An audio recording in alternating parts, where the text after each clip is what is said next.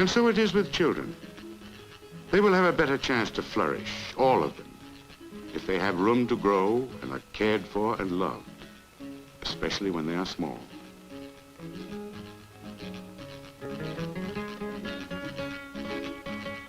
Like a tree, a small child needs a friendly, congenial climate. A climate which comes for the child mainly from the warmth of the parents' love for each other.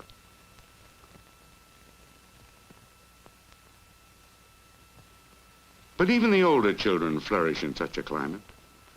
The child needs deep roots, firmly planted in a strong feeling of family. Such a child, grown to manhood or womanhood, is better able to face the storms and droughts of adult life. But let us see how a man can grow his trees and his children. What a man and his wife can do and be to help their children or their trees best fulfill their own nature.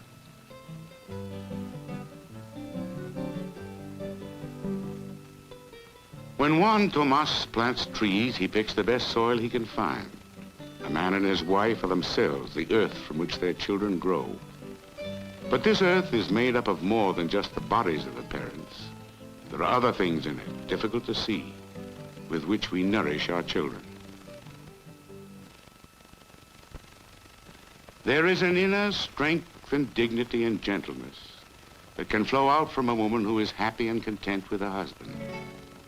With such a quality in her, a woman can love children, all children, more warmly, more freely.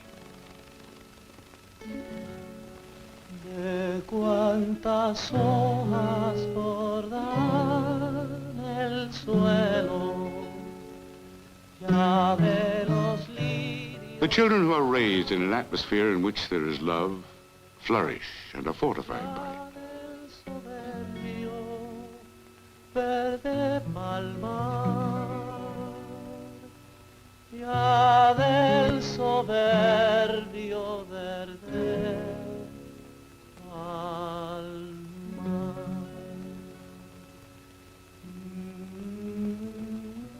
There is the respect that a man may have for himself. This too can fortify those around him. For when a man truly respects himself, when he feels deep inside without having to think about it, I am what I am, no better and no worse, and I find it good. Such a man sees the true value in each person around him and accepts it as good. And because such a man and how he feels has a strong influence in his house, each person in it, even the very little one, feels also that he is of some value and importance. All of them can feel deep inside without having to think about it. I am what I am, and I find it good, because my Father finds it good.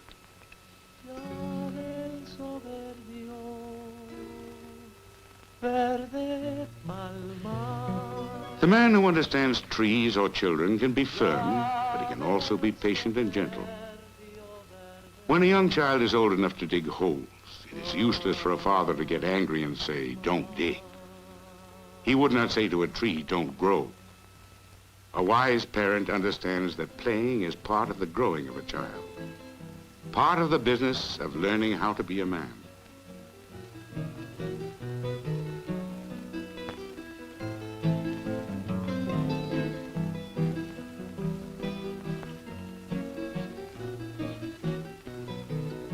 Young trees and young children will need careful attention for a long time. A wise man never plants more trees than he can care for.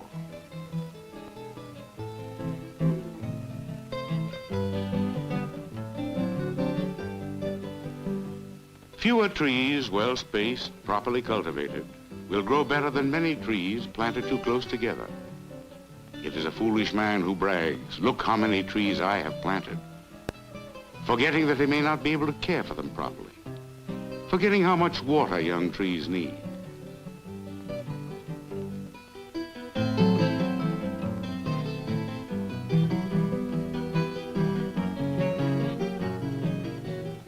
The care of boys and girls continues even when they are almost fully grown. It is a different kind of care when the child is older. A kind of care that can help a girl like Petra in her effort to think and feel and act by herself, more grown up.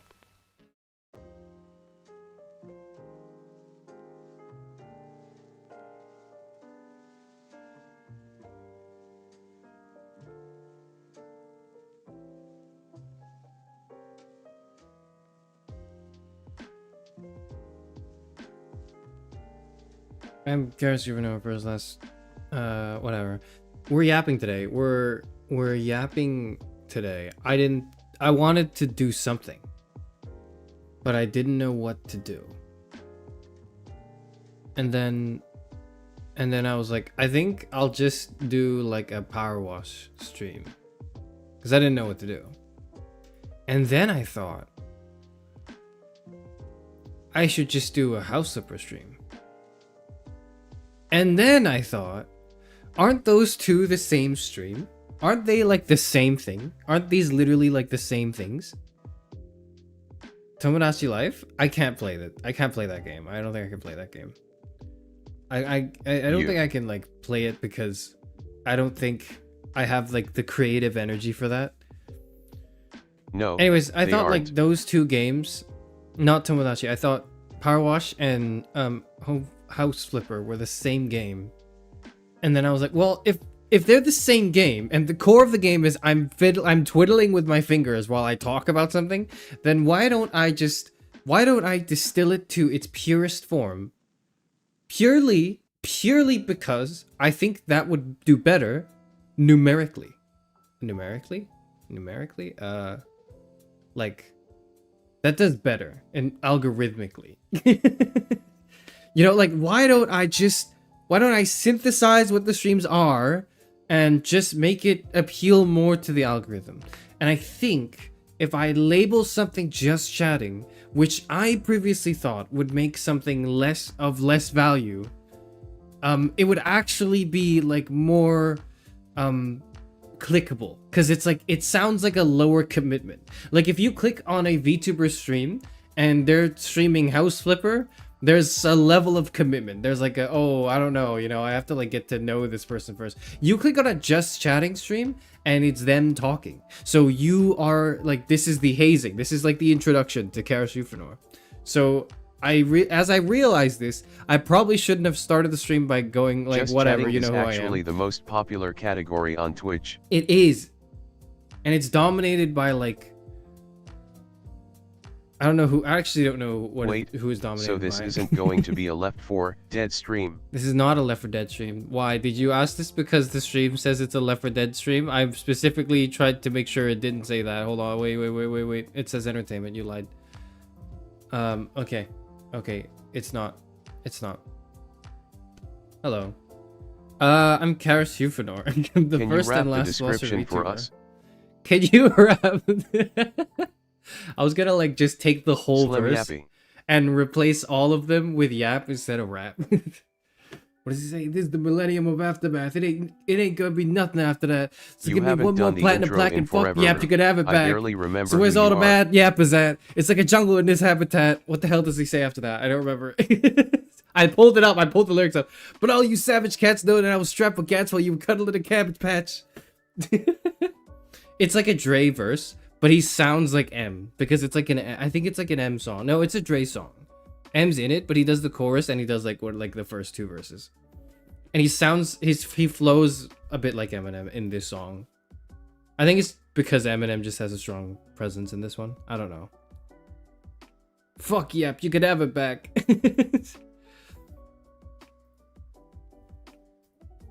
The real Slim Yappy. Hello, Pi. Slam poetry stream when? I've been thinking about doing a poetry stream, but I don't know when. I really like poetry and poems. The problem is I'm not really good at reading them, in the sense that like okay, I'm not bad at poetry. I'm pretty good at reading poems, and like I think I have, relatively speaking, a somewhat educated understanding of like, you know, the literary baseline to enjoy and appreciate like poetry.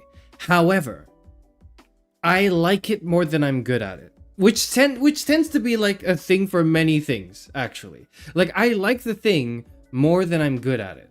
And so, because I tend to present myself as a very competent person who's never 30 minutes late to any stream because he's forgotten about the stream. I like, people tend to overestimate when I say, "Oh, I'm like kind of into this thing." They go, "Whoa, you're an expert," and then I have to go like, "Actually, I don't know anything about music. I don't know anything about like rap music. I just really enjoy it." What's a stanza? What's a stanza? It's like a paragraph, but it's like a fancy way of saying a paragraph. I, for like a long time, not a long time, for like a few years, when I read poetry, I didn't get the opportunity to read it out loud. So what would happen is I would stop at every line break, like the line break was a punctuation, but it's not. Can you stop at the explain what's punctuation. happening in Aki Aon's thumbnail for tomorrow's stream? Why is Tia posed like she's going past down her derelict farm to their grandchild in the city to fix up? She's dying. If expect ions equals 0, then any accomplishment is infinitely better in comparison. That's exactly right. That's why I gotta like lower everyone's expectations of me, like, constantly. But it's so hard because like I think people generally have pretty high expectations from me, which is not good. It's not like I don't enjoy having expectations set on me, which is why I try to undermine them as much as I can. Okay, let me explain Axe's thumbnail, and then I'm gonna go through some chat messages, and I'll come back to whatever you guys are saying. Tomorrow we're doing a stream. Tia, Axe, and I. This is our annual monthly. This is our monthly philosophy stream, and we are going to do a dialogue. We're gonna do a dramatic reading of a dialogue, written by John Perry, who is John Perry. Who is this guy? You can tell this wasn't my idea because I don't know. English musician, songwriter, and author. Remember tomorrow's stream this time. No, I'll remember that because that's like a commitment to somebody else who's real. But this one is like a just chatting stream, so it's not a commitment to anyone who's real. So I'll remember that one. But basically, this is a dialogue on personal identity, and immortality. So here's why Tia's lying in the bed like dying, right? Tia got into a motorcycle accident, and Axe is trying to. Tia Fair plays a hello. My stream's dying. Okay, don't die now. I need to. Tia Fair is not dying. Tia Fair plays a character who's dying. Hello. Is anybody here? Does my thing work? My YouTube says it's not working. Hello? Guys, am I on stream? YouTube is not receiving enough video to maintain smooth streaming. What the fuck? Hello? YouTube says it's not working. Hello? Okay, I hear myself. That works. Okay, YouTube is working. Dropping a bit. Okay, we're fine. We're back. We're dropping a bit. Fuck. What the hell's going on? What's happening? What the fuck? Hello? Hello?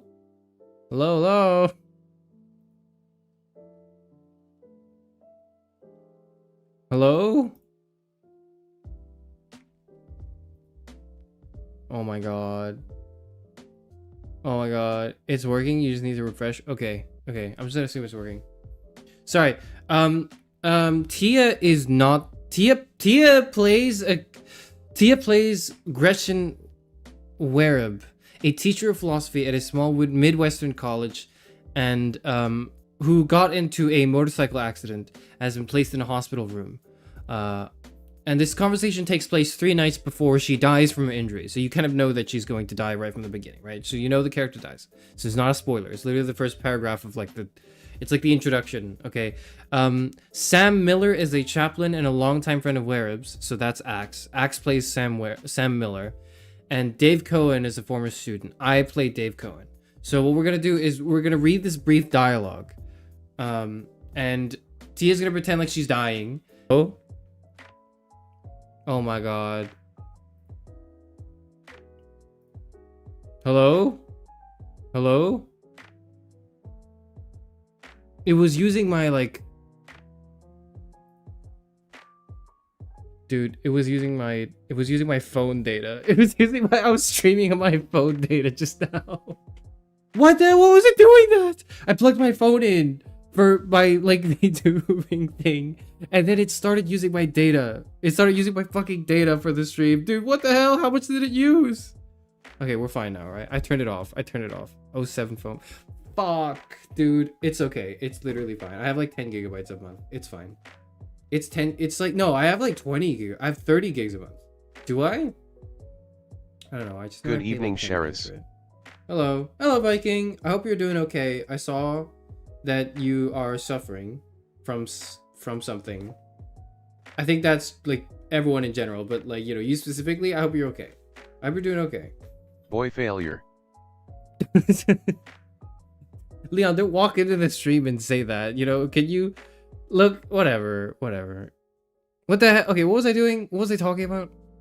Yeah. So Tia is playing a character who got into a motorcycle accident, who believes that, you know, this is it. I'm gonna die, and there's no thing after this. And then Axe says, "No, it's okay. You'll go to heaven." And I go, "I don't know." 17 minutes. 17 pages before I say something. I don't know what I say at the end. But I don't nothing too important. Yeah, okay, so that explains tomorrow's stream. You know what tomorrow's stream is, right? Because I wasn't very sure when I put up the stream too. I just knew that because it was Axe's idea. Axe was like, we should read this. And I said, okay, that's perfect. And Tia obviously said yes. So so we just kind of went along with it. I didn't even think to like ask, okay, what are we reading? You know, like, do we have to prepare for this? I didn't think that at all. I just went, yeah, okay, that probably, if you have an idea, it would probably work. If Axe has an idea, it's probably been thought through, so I'm just gonna let it happen. Big deal. I'm using my phone data. I'm the one streaming this. I'm the one shooting my like face and likeness and your chat messages and the fan art of me being like, what is that? What is this? What is this? This is like Grinch in bondage wear. Okay, what the fuck? Okay, did you prepare for it? No. Well, okay, yes, but no. I prepared enough, but I did not want to like read everything because I was like, I wanted to like react to it. What is that? I don't know. Somebody, I think Grace drew it on Christmas.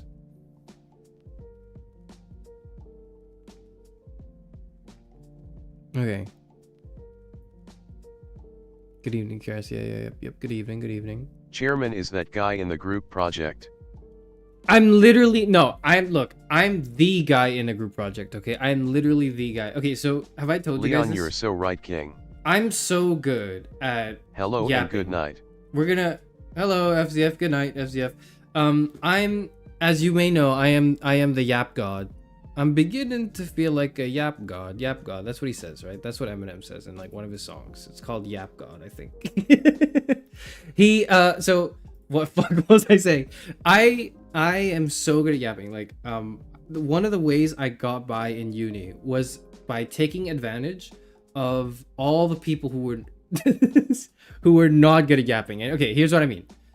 I'm really good at talking, and I'm so good at it that I perform. Not only am I really good at it, nobody else is good at it because I worked hard enough to get into a position where everyone else was smarter and more hardworking than I was.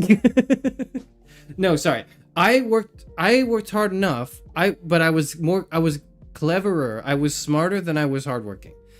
But I worked just hard enough to get into a position where everyone around me, most people around me, were not as smart as I was, but they were way harder workers with like who were people with like better work ethics and are generally like higher quality human beings than I was, right? But anyways, so they were most likely people who spent a lot of time studying and you know, getting really good academic achievements that at the time were aimed squarely towards just writing a paper or an essay or doing like high stakes examinations.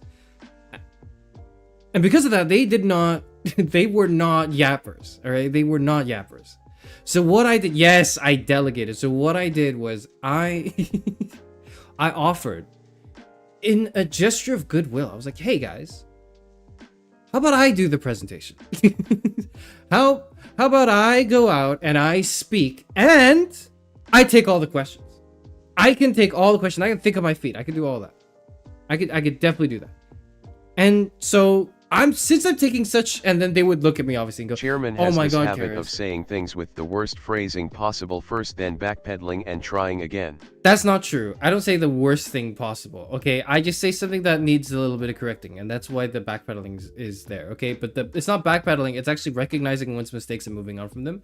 And it's a valiant, like, good, it's a virtuous justifiable Hello and good trait. day everyone. Also real. I use that same exploit LOL. Hello, Leo. It's real. It's so real. It's such a good exploit. Just get good at talking in front of people. That way you don't have to do as much work. Because people are not very good at talking in front of people. Smart people in particular are not often very good at talking to people. Because they dumped all their stats into like int, okay? They dumped all their stats into intelligence to maximize their scores to get into, you know, better places. Like, so if you can use that to your advantage, you should. And you know, everyone around me would go, oh my God, Karis, you're willing to do the whole presentation for us? That's awesome. And like I wouldn't even have to ask. They would offer to just do all the other work. They would go, okay, we'll do the slides and the presentation materials, right? We'll do the research, we'll do the data gathering, we'll do the synthesis of it, and then you just present our findings. And I went, that's perfect. I'll see you on Sunday. For a rehearsal. And that exploit works so well in uni. Everyone's happy. Everyone's happy because I'm happy because I actually like going out and talking to people and taking like sudden questions. I love taking a question that you don't get to prepare for because of the way the playing field works. I'm not even that good Okay, at taking maybe questions not I'm worst not prepared possible, for. but it sounds a little like he's either at gunpoint or trying to scam somebody. This is not a scam, okay? Did you know that I'm a yap? I'm not a yapper. I'm a yap artist. This is not a scam. This is art, okay, Tia?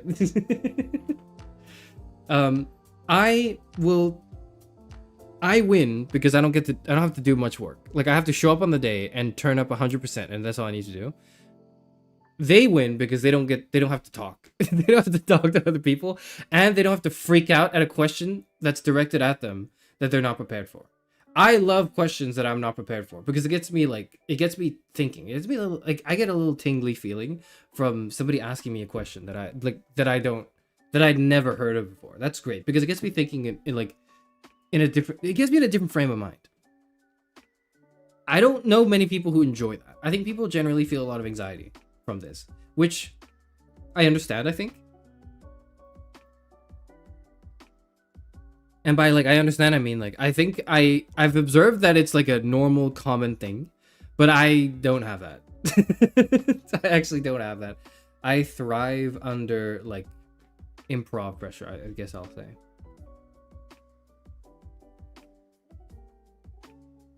Yes, like any man, you're very good at talking at us. Okay,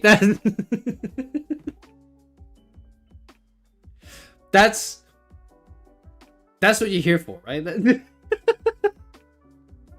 Okay, isn't that what you're here for? Isn't that why you're here? Isn't that why you have a ticket to this auditorium?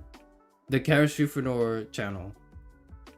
A ticket that costs $0, by the way. Isn't that why you have a ticket here? It's because, like, you know, you want to be...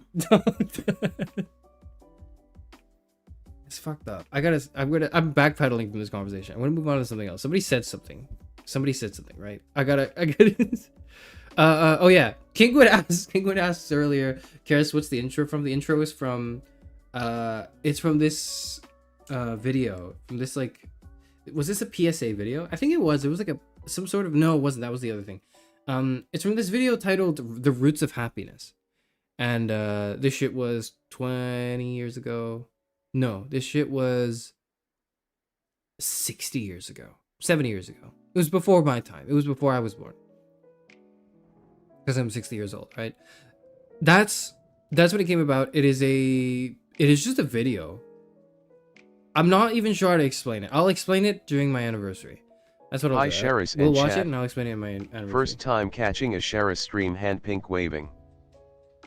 Hello, Laurel. You did not pick a great time because today's stream is me talking and I don't know what I'm talking about.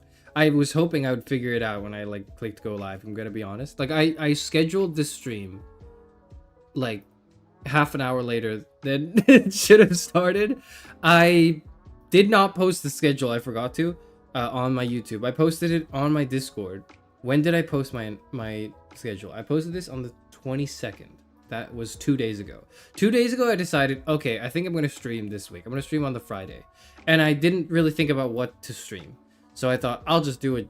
Because originally I was like, I'll do Power Wash Simulator or House Flipper. And I thought those streams are literally just chatting streams. Except there seems to be a bigger barrier to entry. So why don't I just do a just chatting stream? Because people seem to like those. And it's like a popular category. Anyways, that's why I'm here. The confidence to come into a just chatting stream and actually just chat could not be me. Okay, I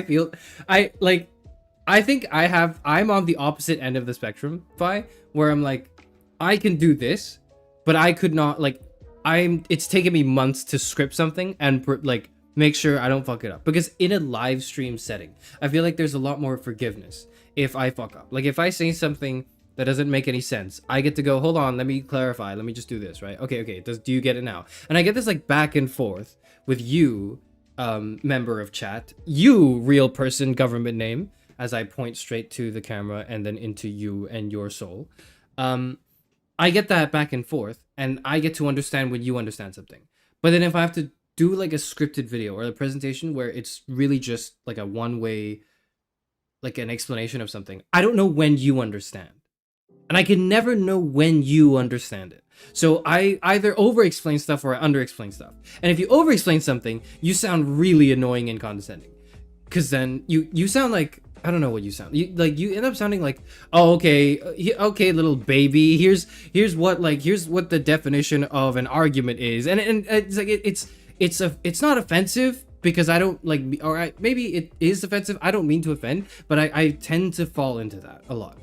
And then if you under-explain something, if you don't explain it enough, the person goes, oh, what? And then maybe they'll try to get it. They'll like pretend to understand it. But then if you do it like if you hit the combo of like 2 or 3 under-explanations in a row, you've completely lost them. You've completely lost that other person. And that anxiety stops me from doing anything that's scripted. Because I think like, damn, okay, I gotta rework this script. I gotta redo this. I gotta retry this thing again. Hold on, like, what if I did this better? And I can never get anything out. Which is why 5 months ago, fucking 5 months ago. No, I started planning a trolley problem video like 7 months ago. And I said 6 months ago that it would come out 5 months ago. Guess what? It's the end of April and this shit is not out yet. I said it would be like a January thing, okay? I thought it would be a January thing. It is not a January thing. Fuck.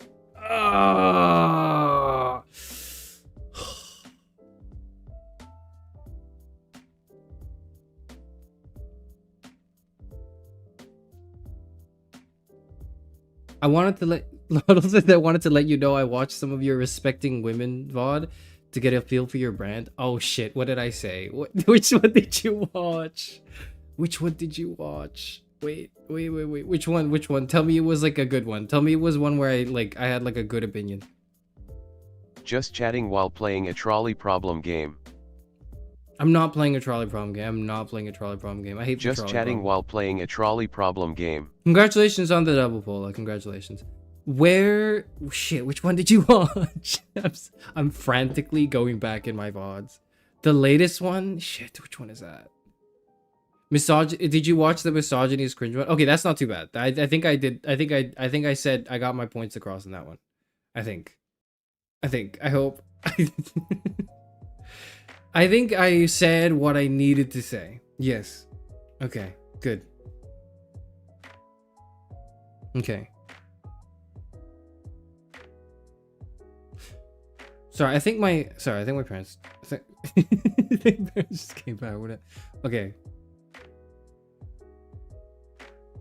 Hang on, I will be right back. I'm gonna tell everyone to shut up because I'm streaming. I'll be right back.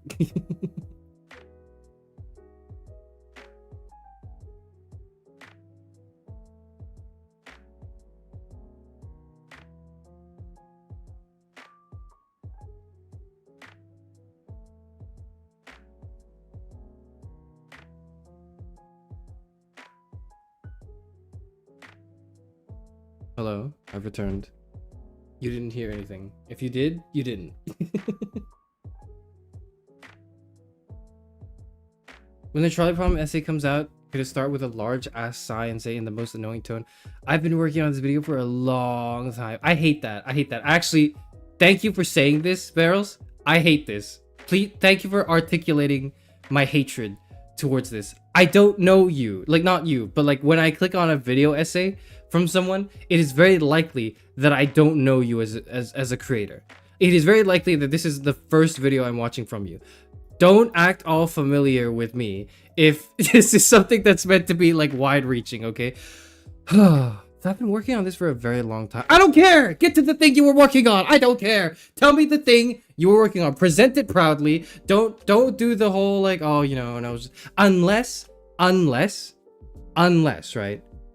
It's not just that you were working on this for a very long time, but that, you know, you illustrate from this the reasons for why it took a long time and how they're relevant to the staging of the problem or the thing at hand, and not just your experience making the thing. Like, so if it's a video essay on, like, I don't know, Spider-Man 2, and you go like, whew, so I've been working on this like video essay on Spider-Man 2 for a really long time, like, and it has to be because what's a good reason for working on something like that? I don't know. There's no good reason. There are 10,000 Spider-Man 2 video essays. Okay, like, you don't need, this should not have taken that much time or effort unless everyone online talking about Spider-Man 2 is gravely mistaken, and you spent all that time like researching and then had to scrap everything last minute, then rewrite it, and then, you know, there's this interesting like subversion at play. Unless that's the case, don't tell me you spent a long time on it. Just tell, like, unless it's relevant.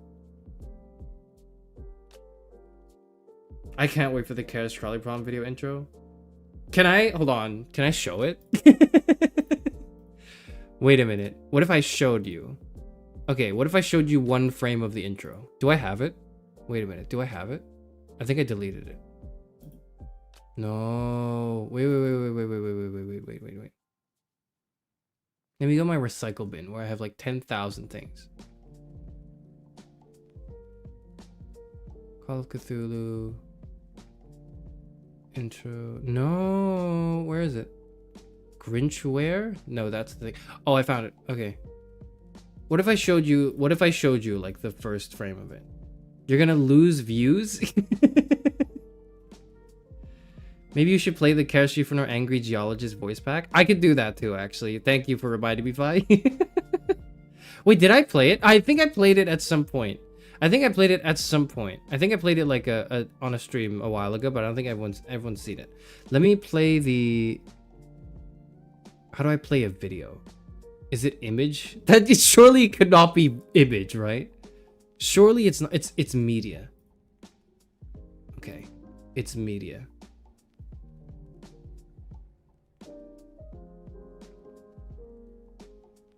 Wait, what? Where is it? Desktop. Trolley animation intro. Okay. Okay. One day. This is not okay. This is not like. This is not the. Oh shit! Oh. Was walking by. Hold on. What was it? Oh. Okay, that's all. That's all you're allowed to see. That's all you're allowed to see. LMAO, what is this? It's literally MS Paint. I literally start the video with like MS Paint and just a bunch of like static images, and I just move them around because I don't have an animation budget and I don't know how to animate anything.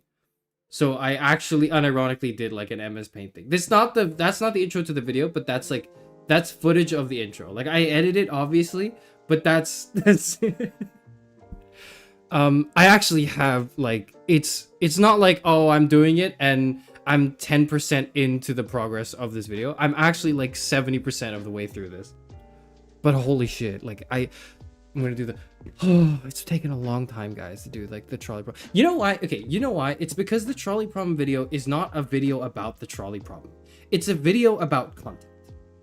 That's what it actually is. At this point I'll just fucking tell you. At this point I'll just fucking tell you because I'm tired of I'm tired of having this concept broil in my head and not be able to talk about it because it's all I've been thinking about for so long. Okay, the trolley problem video, the reason why it's taking so long is because it's not actually a video about the trolley problem. It is in the sense that like I explore the trolley problem and I explain it to a certain degree, but that's not what it's about. Like that's what it features, but that's not what it's about. Right? I had to make this distinction the other day as I was with one of my grandkids. I was helping one of my grandkids like revise for like an exam. Hasn't it been that over he a had to year? do. No, but it's been close. It's only been like 4 months since I said it would come out, so it's fine. It's fine, Estella. But anyways, I was with one of my grandkids, and I had to carefully explain the difference between what something features, like what a text features, and what a text is about. So like The Walking Dead features zombies, but it's not about zombies. Like it's about what is it about? It's about like the choices, the nasty, terrible choices people make in dilemmas that is set in like an apocalyptic setting. Right? Like it's about it's the drama, right? It's the making tough choices and dilemmas and the erosion of what is clearly good and what is clearly bad in the face of these very extreme conditions, right? So it's not like about zombies. The zombies are a backdrop to this deeper human thing. No, I'm pretty sure it's about zombies. Tyler, you're wrong. It's not about zombies, and I'm very particular with this wording. It's not about zombies. It features zombies. Okay, like it's about making choices in extreme conditions. Zombies are bad.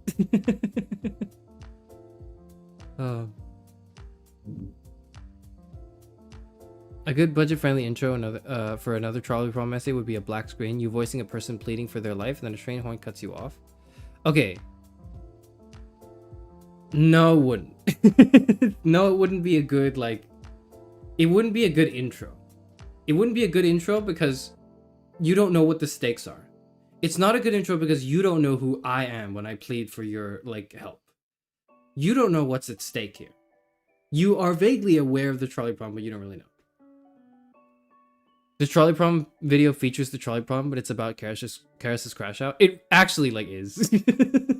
It's a video that features through the trolley problem. I express my deep dissatisfaction with the state of content. With the expectation of content, with the expectation of educational material in scare quotes, and what exactly is wrong with that one clip of Mr. Beast going look at Mark Rober's videos. Like schools are bad because everyone should sit down at a desk and watch a Mark Rober video, and in 20 minutes they can learn everything. They don't learn anything. They don't learn anything. Mark Rober is a YouTuber and is one of the YouTubers of all time, and I'm sure is fairly competent and is an excellent scientist, and maybe is an excellent scientist. But his videos are it's goop. It's not even goop. Goop is educational because goop is something that people kids play with. Kids will play with goop. Kids will get their hands dirty and they'll start shaping around the slime, and then they'll feel the textures of it, and then they'll kind of build their motor skills. It's not even goop. Goop is a better It's what's a Mark Rober video, dude? I'm just gonna pull up the Mr. Beast on education.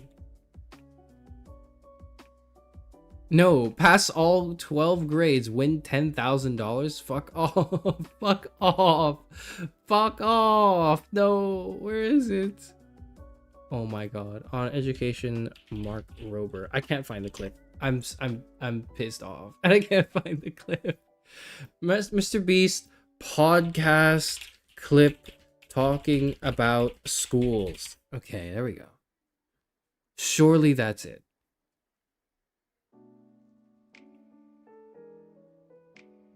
No, that's not the one. That's not the one where he's on Joe Rogan. It's like a different thing. It's a different evil, okay? It's a different evil. I can't find it. Somebody else find it if you want, but it's literally a clip of him going like, you know, why schools are bad because like we're teaching, why are we teaching kids the same way we taught, you know, people 30 years ago, which that statement in itself is not a bad statement. I think that statement in itself is worth exploring and worth discussing. And I do agree that we shouldn't be teaching kids the same way we taught them 30 years ago. That's true. However, he then goes on to state like, you know, what we should do? We should put them in front of like Mark Rober videos, because that way they can like watch the content and then like gain a lesson in 20 minutes. No, they can't. No, they cannot. No, they cannot. Whatever. Anyways, it's not about the trolley problem. It's never been about the trolley Underscore problem. cheer LOL. Fuck yap, you can have it back, okay? This is the millennium of aftermath. It ain't gonna be nothing after that. So give me one more platinum plaque and fuck yap, you can have it back. So where's all the Mad Yappers at? It's like a jungle in this habitat. But all you savage cats know that I was strapped with cats while you were cuddling a cabbage patch. Nowadays, everybody want to talk, but they got something to say, but nothing comes out when they move the lips. Just a bunch of gibberish. And motherfuckers act like they forgot about Dre. They forgot about Garrus Ufanori. Garrus Ufanori doesn't roll off the tongue in that same way, does it? It doesn't quite roll off the tongue. It's not a good like rapper name. My favorite genre of Karis crash out is anti-content. Honestly, me too, Fi. I'll get over it. I think I'll get over the anti-content like rage or not. I feel like I'll get over it once I've exhausted everything I've had to say about it, and I've done everything that I have to do about it, and I get all of the things, the ideas I wanted to cross somewhere on this channel, because once it exists there, I don't have to, I think I'll be able to move on from it, because I won't have to think to myself that I'll have to repeat myself. I say this, but one of the worst things I've had that's flared up recently, and I think I really mean it when I say it flared up recently, is I've noticed myself repeating points several times within the same span of like 30 seconds of any given stream.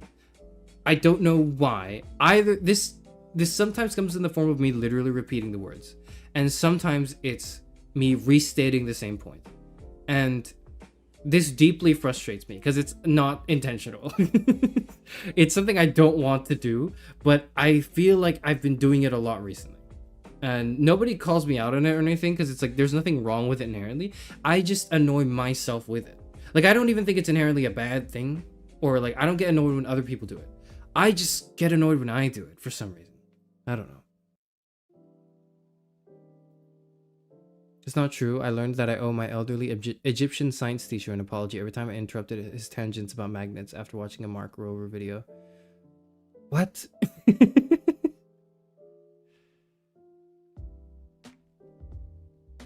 What does that have to do with a Mark Rober video though? Whatever. Was that the take? Like, even on the most competent and talented YouTuber isn't a replacement for a teacher? Oh, sorry, no, what you're saying. Wait, that was the take? Even the most competent and talented YouTuber isn't a replacement for a teacher. Yes, Tia, that's what I'm saying. But the take for Beast was like, no, it is. Has anyone, I know Fi has, because Fi posts, because this happened in like, on like Fi's Discord. I was reading like discourse around this, and I was late to it because I didn't watch the video in time. But there's this video from Folding Ideas, and Folding Ideas is a video essayist who's very, very, very much like, he's the line go up guy. He's the line go up guy. If you know him, you know him. If you know, you know, right? He made a video on the Beast games recently, and why, and like, you know, exploring just being invited to it, and that phenomenon itself being such a strange thing that happened. He is he spends like 2 hours digging into like the absolute core of Jimmy Donaldson's like brand and media legacy and empire, and like the $100 million projects that he has, and gets to the root of why they feel so insufferable. I think you call him the line go up guys of Dan Olsen. Yeah, Dan Olsen, also aka the line go up guy. You know him. He's the line go up guy. Mr. Video Essay. True. He's John Video Essay. Is he John Video Essay? That's not true. I don't know if he's John Video Essay, but he's certainly like the. You know what he is? He's the Gargura of video essays. he's the Gargura of video essays.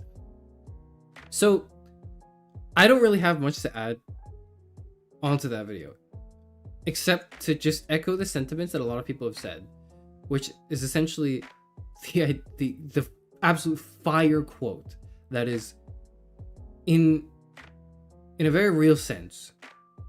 Like, you know how the context being like one of Mr. Beast's biggest first biggest hits was counting to like 100,000, and that was the whole video. It was just like him counting to 100,000.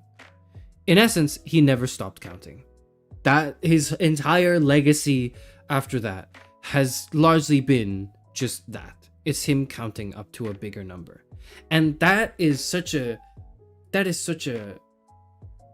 cutting, like, beautifully surmised, like, encapsulation of everything about this guy's content that I am afraid I have nothing more to say.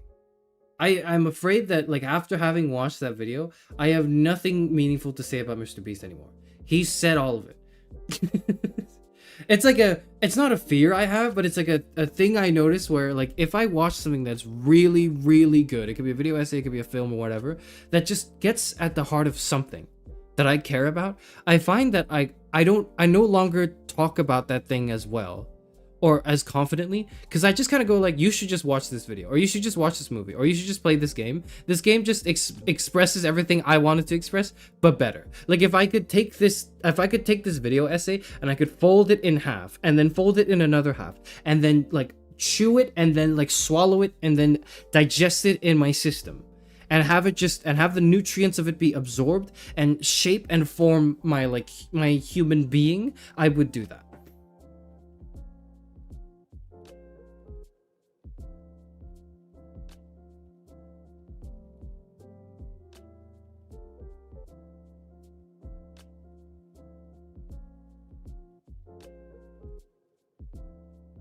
I think H Bomber Guy is the John Video Essay. That's true. I think, yeah, you're right. H Bomber Guy is John Video Essay. But I feel like Dan Olsen is the Gargura of video essays. You know what I mean? Is he the Gargura? We'll think about that. We'll table that. We'll think about that. I haven't watched it, but Leon told me about the video. You should watch it, Tia. It's a great, like, and it's not like a turn off your brain and just sort of like have it in the background on the second monitor while you do something type video. It's a video that, like, it's not like, oh, it demands and requires your attention, but it is one that benefits greatly from it. One of the things I've been conscious about somewhat recently on the topic of me yapping as the yap artist, right, is like, I don't know how I feel about the fact that everything I've done is mostly second monitor content. I think everything I've done, save for probably my like debut like lore video and maybe like the runaway parrot log for the last anniversary, which are both like a few minutes long, everything I've done is like second monitor content. Granted, I'm a streamer, so that's like a given, right? But I feel like everything I've done so far can just be put at the side and you wouldn't lose out too much.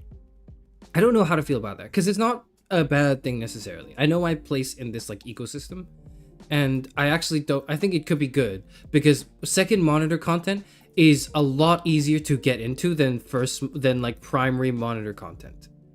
Because primary monitor content is daunting. Like if I see something that's like, what's an example? A let me know video is an example of like, this is your main monitor content. Okay. Your main monitor content is like a let me know video. I see it pop up in my dash and I don't just go, ooh, a video, I'll click on it. I have to go like, okay, so what do I have to do today? What are my errands? I need to run these errands. I need to go do these things. Wait, you're in my primary monitor RN_chair LOL. Hello, Estella's primary monitor. Hello. I'm glad and grateful that I have your undivided attention. Anyways, I feel like I have to set aside like other things in my day so I can plan around sitting down and watching it and just fully absorbing it. Like I recently watched part 7 JoJo's Steel Ball Run. I finally did that because some of my grandkids were pestering me about it constantly, and I was like, okay, I'll watch Steel Ball Run. So I went and did it. I finally watched Steel Ball Run, and it was great. And it was just like 40 something 50 minutes. It wasn't very long, but it was like, that's an example of like primary main monitor content that I needed to like clear my headspace for. And because of that, I'd put off for like weeks. Like I only watched Steel Ball Run like a week ago or two when it came out like a month ago. And I could have watched it a month ago. I just like, I put it off because I was like, I want to make sure I'm in the right mindset when I'm reviewing this main monitor content. And because of that, it's harder to like approach in some way. I feel like it's harder to get into it because of it, the nature of it being something that I like hold to a high regard maybe. And so if I'm on your second monitor, shout out to everyone who has me on their second monitor right now. That's not inherently a bad thing, because what that means is it's easier for me to penetrate into your screen. That means it's easier for me to exist. That forget the first thing I said. That means it's easier for me to exist in your like periphery, right? It's easier for me to just show up and for you to just put me on the side, and that way it's a little easier to listen to me than if it were like a super lasered in, super focused video that was like, here is everything wrong with surgical precision with the trolley problem, or like, you know, pop culture philosophy is an extremely detailed, like it's not a rant, it's like a whole huge video essay with a lot of, you know, background information and historical context. That's it's cool, it's really good, I like it, but because of that, you need to like prepare for it, right? The artistic desire. You're to my be only monitor content. RN, if that counts. I appreciate being your only. Can I ask you, Lotto, if you have like right now, because you're watching my stream and you're on your computer presumably, do you have a game pulled up? Do you have like a paper pulled up? Are you working on something else? Because I think it would be weird if you didn't. And I don't mean weird as in like, just stop, please. Maybe I do actually, because I feel like if you're perceiving me and you're not even like poking at your phone, I feel I'm gonna start feeling like performance anxiety. So if that's true, don't tell me. But like I feel as though I'm less intrusive that way. You know what I mean? The r/kitchen cell stream was not second monitor content. Okay, that's fair. That's fair. If it's like, okay, yes. Okay, maybe that was not second monitor content. What else is? I hope secretly that I crushed on a girl for 10 years was not secondary monitor content. Even though a large majority You're of it on is my just... phone because I'm unwell, but normally I draw or something while watching my beloved senpai. Thank you. That's fair enough. Like drawing or doing something, to me, like that tends to make sense for like what I do, right? It makes sense to me. I wish some streams I did that I really planned for ended up being primary content, primary monitor or like main monitor content. So for example, like the 10-year stream. The 10-year stream, I don't need to know, but like I would really like to know. I would really like to think that it was something that you had to pull up a chair for. I'm serious when I say I canceled my plans for the 10-year crush stream _chair LOL. Okay, maybe you shouldn't have canceled your plans, but I appreciate that, because like that's to me like I tend to float between, do I want to be on your secondary monitor or do I want to be on your main monitor today? Like, and if you are someone who does not own a PC and has two monitors, this analogy just does not work at all. This falls flat and you will have no idea what I'm talking about. But this is like a very real dynamic in the sense that like how much of your brain space am I occupying? You're on my kitchen TV, if that helps. Get me off! Help! Help! I'm stuck! Sorry, was that? Get me off this TV screen! I'm trapped! Somebody's trapped me in this TV screen. Like in your home kitchen? I hope I'm in your home kitchen and not like a dorm kitchen. I hope other people don't hear me. I hope other people don't. Go away! Go away! Leave me alone!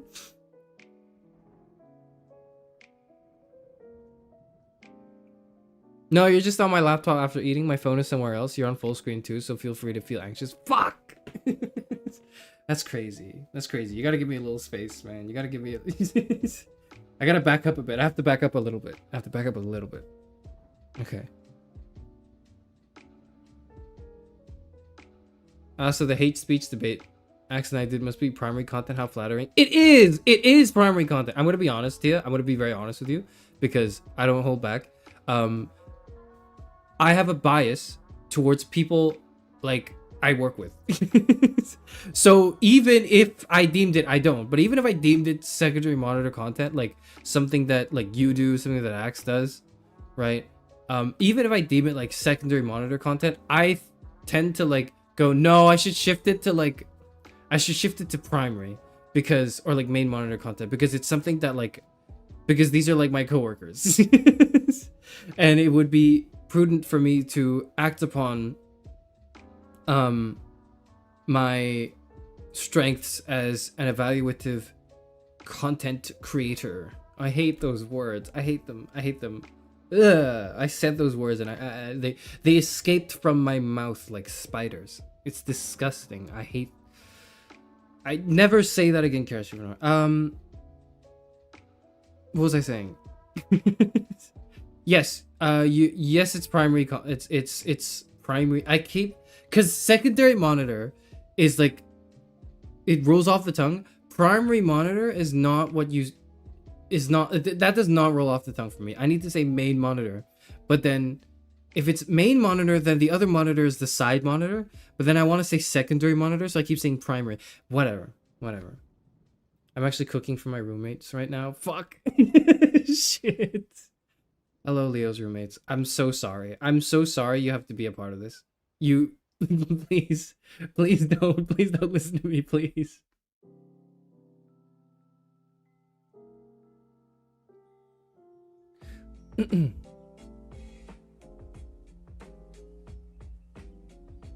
You and TikTok brain rot are occupying my brain. Isn't that nice? Okay, look.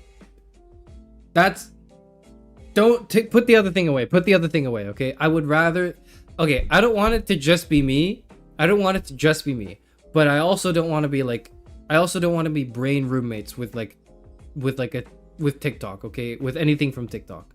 I don't want to be brain roommates with anything that is like 30 seconds and digestible, okay? Because I'm anything but 30 seconds and digestible. I'm also cooking for my roommate right now, wife.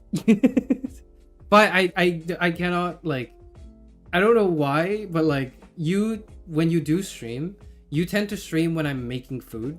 And so I always have you on, like, not always, but like on many occasions, I've had my headphones on and I've been listening to you while I'm cooking something.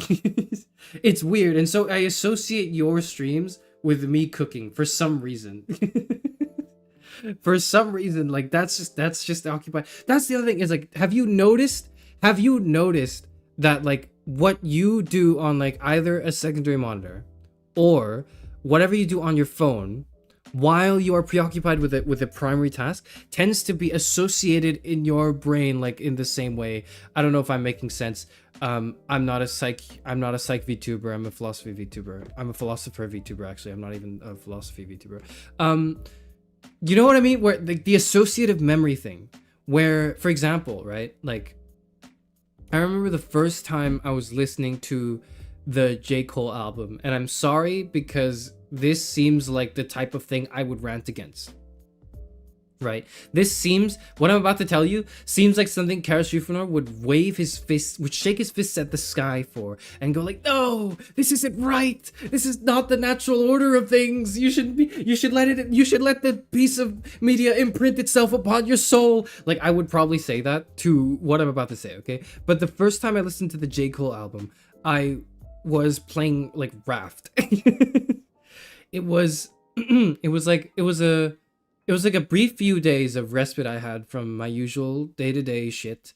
And like the first thing I decided to do to like unwind and relax was to not even tell, I've never done this before. I didn't tell anybody that I was I have streams that I had a and few days video off. game OSTs I associate with certain pieces of art I've drawn. Yes. It's a blessing and a curse, I suppose. I don't know if it's a blessing or curse. I think it's just like a thing. I think it's just a thing that happens, right? So when I was unwinding and I was trying to listen to the J. Cole album, and play Raft at the same time, because what I wanted to do was like, my idea of relaxing is to boot up a game where I'm abandoned and stranded on like a piece of floating wood in the middle of the ocean with nothing but a shark that attacks your boat, your like little float, every like 5 minutes. Every 15 minutes, maybe. That's my idea of relaxing. And then my other idea of relaxing is like listening to like the new J. Cole album that came out. And I wanted to do both those things. So I did. So like so every time I think of the J. Cole album now, or like I re-listen to some of the tracks that I have on my main rotation, right? Such as my idea Lover of Again, relaxing which is is one of smashing my little things. toe with a slab of granite over and over again. My idea of relaxing is smashing my little toe with a slab of granite over and over again. Hello, Lucky. Hello, Lucky. Congratulations on the double. Now my memory is my brain always associates some parts of the Cole album, The Fall Off, with like not just the game Raft, which I played, but the specific moment where I was on like the second island or something, which is like an abandoned ship, and like going through like the different levels of the ship, because that was when I listened to those tracks for the first time. And it's weird because I feel like that's impure. I feel like Walter White going like there's a contamination.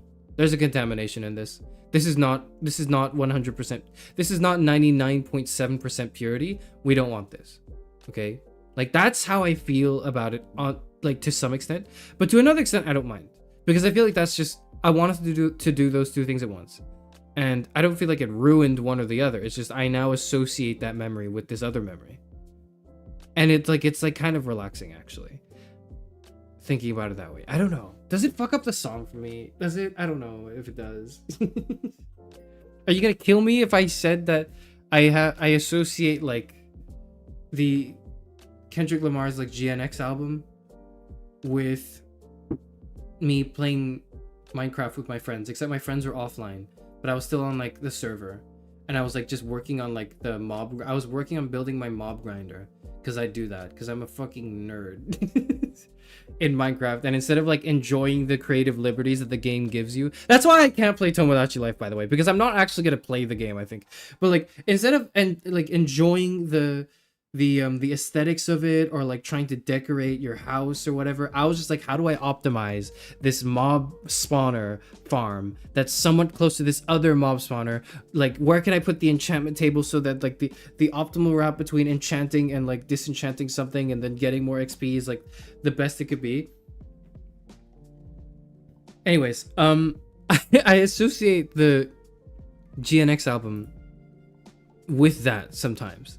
Not all the time, by the way, which is weird. Is it weird? It's not that weird.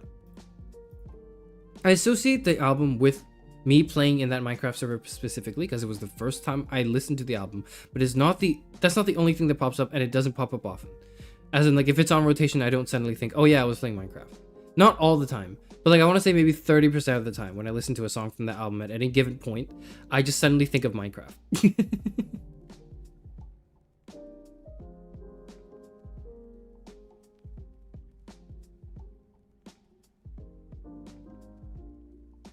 What streams do you wish were primary content? If it makes you feel better, the Road Temper streams became primary because I can't understand Mandarin. Okay, yeah, that I feel like the Road Temper stream was mandatory, like, main monitor content. It was mandatory main monitor content because you needed to, like, okay, gameplay streams where it's a story-based game that you've not seen before, I hope was main monitor content. Like the Life is Strange streams. If you had not played Life is Strange previously, I hope that shit was main monitor content. Not for me, like, not because I think, no, you should watch me on the main monitor. I want your full attention, undivided. No. The game that I was playing, I feel like deserves your main attention because it was pretty good. Life is Strange was pretty good. I really enjoyed it. Likewise with Dispatch. I think Dispatch is one of those games as well. Like really big. You know what? I guess the Walking Dead streams too. This all only applies though if you've never played the game before, or if you've never watched anyone play it. So the story is new for the first time, because then you're experiencing the story of the game, which is, you know, maybe probably 80% of the game, of these types of games. And I would want that experience for you to not be like just a second monitor thing. I want that experience for you to be like somewhat undivided in your attention, in the same way that I was experiencing it because when I was playing it. I want you to like pay attention. You know when you're trying to show your friend like a YouTube video and you're trying to like and then they're kind of not interested, and then they get to the funny bit and you can tell they weren't paying attention because they didn't laugh at the funny bit that you wanted them to laugh at. Like that sucks. That is a terrible feeling. And I don't want I don't like that feeling so much that like my hope is if I do a stream where the story is really brought into focus and it's really important and it's a great story worth like, you know, you listening to and paying attention to, I hope it was on your main monitor or at least had some of your attention drawn towards it. That's my hope, like generally. Your idea of relaxing is LARPing as Tom Hanks in Castaway? Yes, it honestly is. Doesn't that sound nice? Being away from everyone and just being on an island where like you just kind of have to focus on eating and like hunting and gathering. Isn't that so much less pressure than thinking about content and like what your next stream's gonna be and like what you're gonna do for your anniversary that's in like 1.5 months? Fuck. Oh, it's in a month. Sorry. Hello. I'm back. My name is Karasufanor. I'm Karasufanor. I don't think I've ever said my name. Have I ever said my name is Karasufanor? I've only said I am Karasufanor. I've never said my name is. Have I ever? Hi, my name is. Hold on.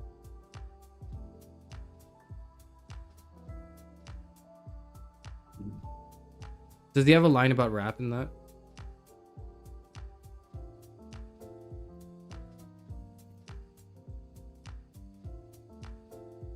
"99% of my life I was lied to. I just found out my mom does more dope than I do. Damn. I told her I'd grow up to be a famous yapper, make a record about doing drugs and name it after her."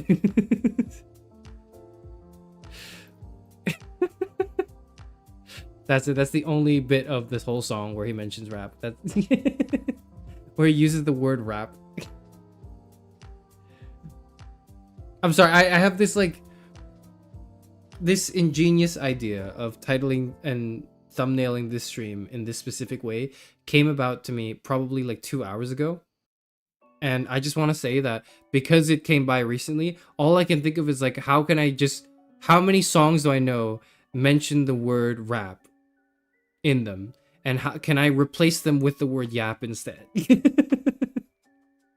This is an ongoing bit in my mind that's playing through because I'm just obsessed with doing that. I'm obsessed with like trying to find as many matches as I can. Like the moment I heard the Dr. Dre verse that I put into my description, So where's all the Mad Yappers at? It's like a jungle in this habitat. The moment I heard that, I was like, I need to do this for every song I know.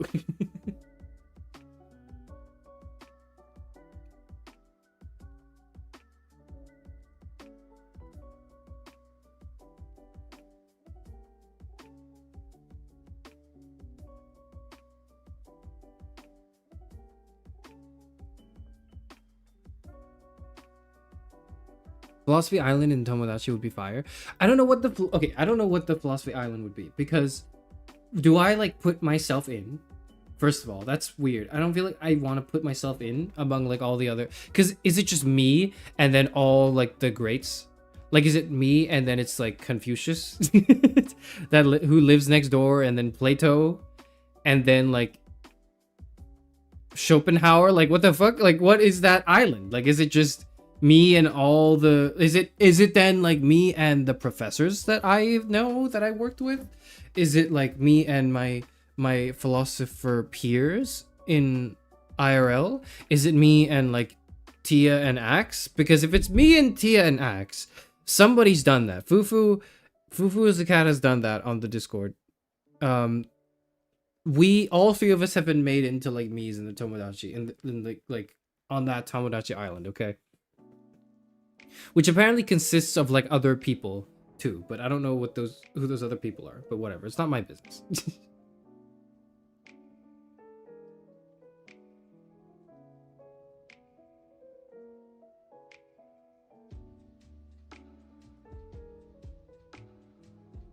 Me in my garage. I hate that video. That like I don't hate that video. I actually find that video funny, but I find the perpetuation of knowledge to be really... I'm not gonna rant about it. I'm gonna stop myself before I get into that. They always ask what is that island, but nobody asks how is that island. Because it's an inanimate object, man. It's an object that doesn't feel anything. You know what feels something? You feel something. How do you feel about the island? Okay? How do you feel about the island you live on? Right now. This island right here. This island that we all are drifting on right now. Not like just your country. I mean like the earth. Like in space. How do you feel about the earth in space drifting about? How do you feel about that? Like okay, hold on. What do I want to say? I want to say like 5 different things. I want to talk about the Fermi paradox, which I've been thinking about somewhat recently as well. And I want to talk about just general existential dread. And then I also want to talk about Tomodachi life. I want to finish off my Tomodachi life thing first. Just make the first 5 Tomodachis philosophers and give up halfway and add Northern Lion and anime characters for Attack on Titan. That's what I'm going to do. And then like I'm going to do the thing. You know what is so right? Like, you know what is just so real? NL started playing Tomodachi Island. And then he mentioned like he said, what did he say? He said what was that clip?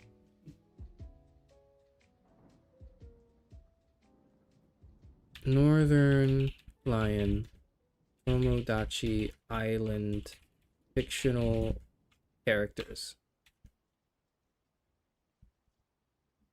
Okay.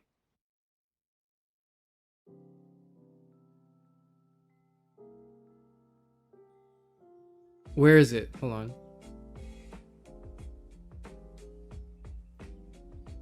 Damn it, it's not there. Fuck.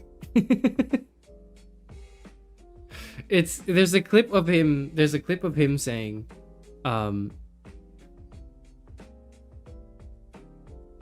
how well your current state of being is squarely determined by what percentage or what percentage of your Tomodachi Island is like your friends in real life, and what percentage of it is like fictional characters from anime. And that's real as fuck, in that I would say that. And so he says this. He says something as inflammatory as that, and then proceeds to add like 20 different characters. He added like himself, his wife, his kid, and then like a few of his like streamer friends, like 2 or 3 of his streamer friends, and started adding a bunch of movie characters in. He started adding a bunch of fictional characters in and was playing doll with them. That's real. that's so real on both the level that to say that, you know, it is generally a sad state of affairs to have fictional characters in your Tomodachi Island, and then proceed to add fictional characters to your Tomodachi Island. That's real as fuck. That hypocrisy, that is so real. I would, if I were to play Tomodachi Life, I would end up just doing that. I would be rehashing his bit, so that's why I can't play it. Okay. The other reason is because I can't make any characters. I don't know how like art works. I actually like I have no eye for anything. I'm practically blind. If I have to pull up an image, if I pulled up an image of somebody and I tried to like recreate them in my like me maker thing, I wouldn't be able to pick the right parts. I wouldn't be able to pick the right components in the face selector, like the body type selector. Like I can't explain it, but it doesn't click for me what's like how to do that. I don't know if this is a skill you need to learn, or if this is something that I just have like an inherent disconnect from. Like being able to draw something from memory, for example, is something as well. Not just that though, but being able to draw something that's in front of me, I can't do. Like not even from memory. If it's right in front of me, I'm struggling to do that. And it's not just because I can't draw in the sense of like, you know, I have no sense of like scale and like perspective and whatever. But like I actually just can't put like one visual medium to another visual medium. Am I insane? I'm insane. I'm insane. Anyways, I don't know why I said that. Why did I say that? Yeah, I wouldn't know what to do with my Tomodachi Island, okay? If I were to do the Tomodachi Island, I would end up just throwing a bunch of shit onto the island that end up making less and less sense. And then, I don't know. I don't think it would be funny. I don't think it would be funny because I would spend all stream... Actually, that might be funny. I was gonna say I would spend all stream freaking out about who my self-insert is talking to because I'll feel like my self-insert is me. But that might be interesting. That might be a funny stream. I don't know. I'll think about it. Nah, I don't know. I don't think I want to ride that wave. I don't think I'll do a good job. I feel like somebody else, you know what I want? I want somebody else to, this is literally me in the group project. I want somebody else to do a Tomodachi live stream, and I just want to be a part of it. I just want to be a me on the island, and I want to see like what I get up to as like a me. So I I think like a few of my friends are playing like IRL are playing Tomodachi Life, and they've put me, not like Chatroom, they put like me government name in the game as well, in like our friend group, and I love seeing the posts from them sent in our group chats. It's like, oh my god, I almost said my real name. Oh my god, I need to end stream soon. It's only been an hour and oh shit. Okay, I'll be fine. Hold on. Deep breath scares. Okay, we're back. Fuck. But they would send it to the group chat and go like, oh my god, look what Karis did, and then I do some like, and then I confess my love to like Walter White from Breaking Bad or something, and it's like, it's beautiful.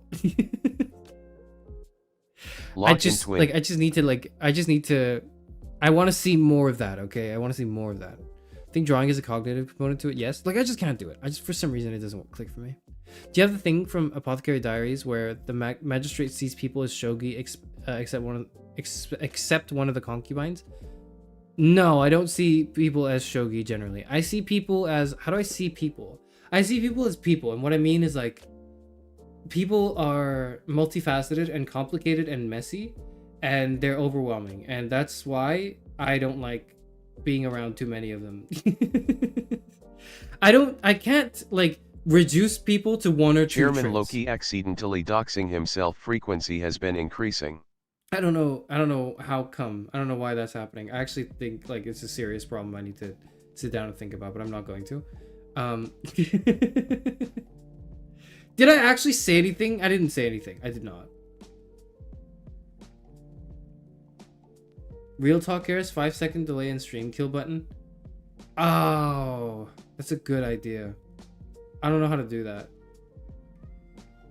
that.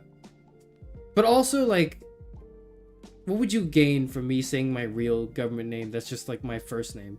You wouldn't gain anything from me saying my first name because you don't know my last name and you don't know like many other things, so it's fine. But like, okay, whatever. You might or might not have. I probably haven't. Okay, I probably haven't. Everything I've shared is either fake or it's curated. Okay, it's curated.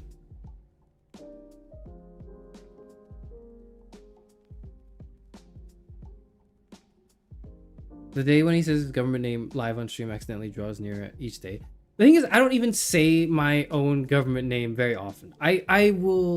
I'll write it out often. So if I had to like, if I were playing a game and I were maybe like doing a 24-hour stream and I was like 20 hours into a stream playing a video game, and like the game asked me to fill my name in, or like there was a form somewhere that asked me to put in my first and last name, I might actually just autopilot and put in my government name instead of putting like Karashufanor. But I don't think games do that, so I'll probably be fine. I also don't like mention my real name very often in my real life anyways. I don't know.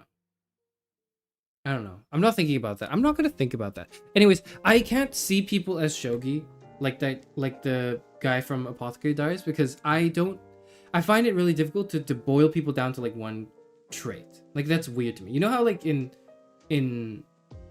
comic books and like cartoons and stuff, like there's this trope where, oh, these characters are all, not that they're one note necessarily, but you need to know them immediately just for one thing. Like, oh, this guy's the tech guy. Oh, this one's the nerd of the group. Oh, this one's the jockey of the group, or the jock of the group, not the jockey. What? And then I hate when they do the, oh, she's the pretty one, because like, and then there's only like one woman in the whole group. I hate that. I fucking hate that trope. But anyways, like the trope that like everyone has to have like one thing about them that's immediately recognizable, obvious, and becomes their whole personality. Everyone wants to have an identity in a squad, see Naruto. And so I see the appeal of that to some extent, because it's kind of like the same appeal for like, I hope I'm not making any enemies. I say that, but actually I secretly do hope I'm making some enemies, because that would be good for me. I see the same appeal in like astrology. I see the same appeal in astrology. I see the same appeal in like the BuzzFeed quizzes that are like, what is your type of, what kind of garlic bread are you? You know, like I see that in the sense of like, or like, you know, what Harry Potter house would you be? You know what I mean? Because I think there's a strong human innate desire to want to be like a part of a notable and like recognizable part of something, rather than just to be a human being. You know, you're just some person in a crowd of other people. Like that, feeling like that sucks. Feeling like you are just some person in a crowd of people, in the sense that you're dispensable, unimportant, generally not someone that anyone else would be interested in. That feeling is something we avoid, and because of that, we want to carve like our identity. And one of the ways we do that, I think, as someone with no degree in psychology, even though he works with people who do, and maybe he's saying some shit completely out of his ass for it. What was I saying? That's why we want to know what Harry Potter house we're in, right? I'm an INFP Gryffindor. Yeah, it's that. I really strongly believe that that's it, because it helps us make sense of the world. It helps us make sense of the world by squishing the multifaceted complexities of everything, because it's way too much to think everything. It is very much way too much to think of everything as is. We want to boil it down into simpler things and put categories onto those things and labels onto those things. It helps us like stay connected and grounded with the earth and other people.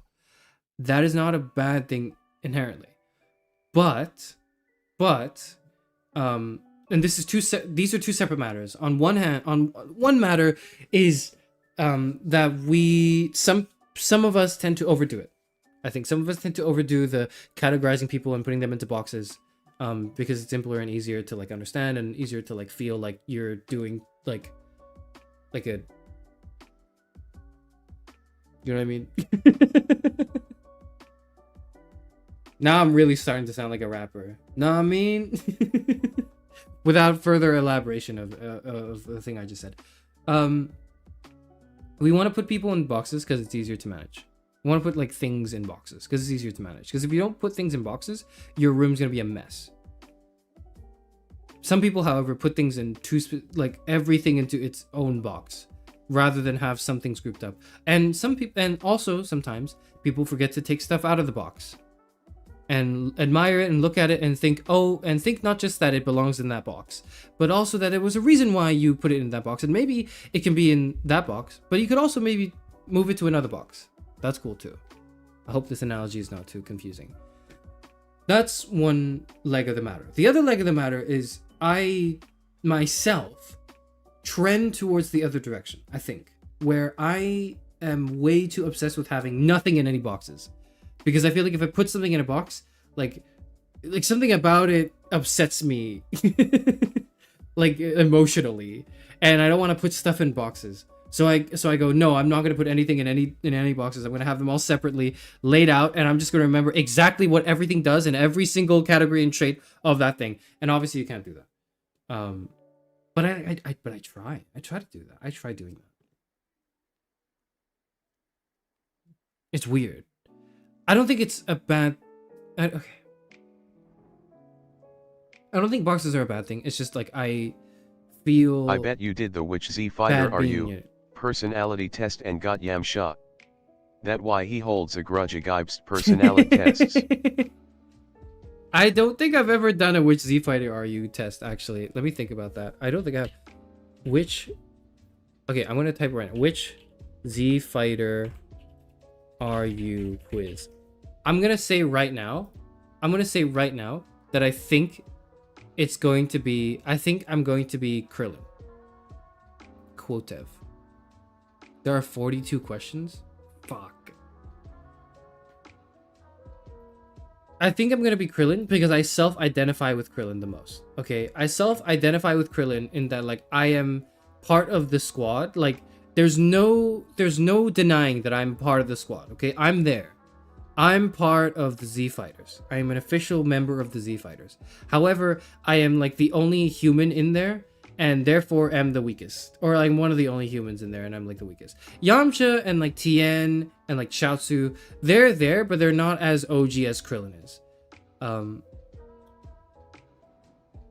Krillin is known as the weakest because he just kind of stands there and watches like the really powerful fighters go about it.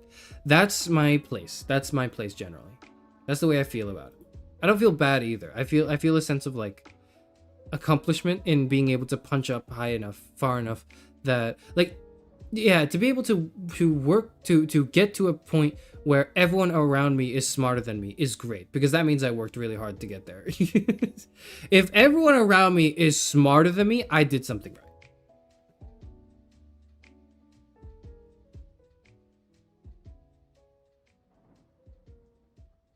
Everyone wants to have an identity in a school. Yeah, sorry. I read reading the same. That's the other thing. I read the same comments like twice because I feel like shit. I probably missed a comment somewhere, and I go back in my chat, and then I go, never mind. I did not miss anything. I'm tripping. Krillin is the canonical strongest human, right? I think he is. That's how I see myself. I'm the gatekeeper. Okay, I'm the strongest human. Anyone that's stronger than me is not human anymore. They're like an alien. Anyone who's stronger than me is an alien, and anyone weaker than me is another human, and that's totally okay. Just say you're into androids, we understand. Okay. No. But, like, Android 18 is, like, not an android. Android 18 is, like, a person with infinite energy, okay? She's not written like an android at all. I don't, other than like that one plot point where she had like a bomb in her chest or something along with 17. and like the fact that they have infinite energy. Other than that, they're not like, they're just people. Is it not possible to do both at once, to recognize what broader category something belongs in while simultaneously grasping its uniqueness? It is absolutely possible, and it's something people should strive to do, I think. Yeah, you're right. So it's, yes, it is possible, and it's something people should strive to do. I just think that people, as they always do, never are able to strike a perfect balance, right? We always lean somewhere. And I think I just lean more towards the, let's stop putting, I want nothing in any boxes. Whereas a lot of people I know lean more towards, I want to put stuff in boxes. Whereas, the, you know, obviously you want to strike that balance well. Anyways, to summarize on that note, I cannot bear with I can't deal with more than like 4 people at once. Like 5 people is the maximum size of anything. 5 people is the max. I don't want any more than 5. I want 4 to 5 people at most doing something, and then if there are any more people than that, we need to schedule a different date. We need to do something else on some other date. We can maybe do the same thing, but it needs to be on a different day, and I need to free up my schedule for that too. Okay?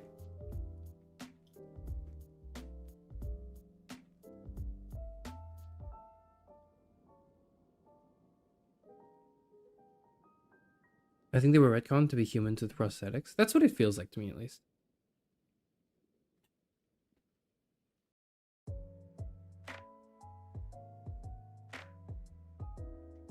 Your stream's a little too successful right now. It is. It's actually so bad. You guys are giving me anxiety.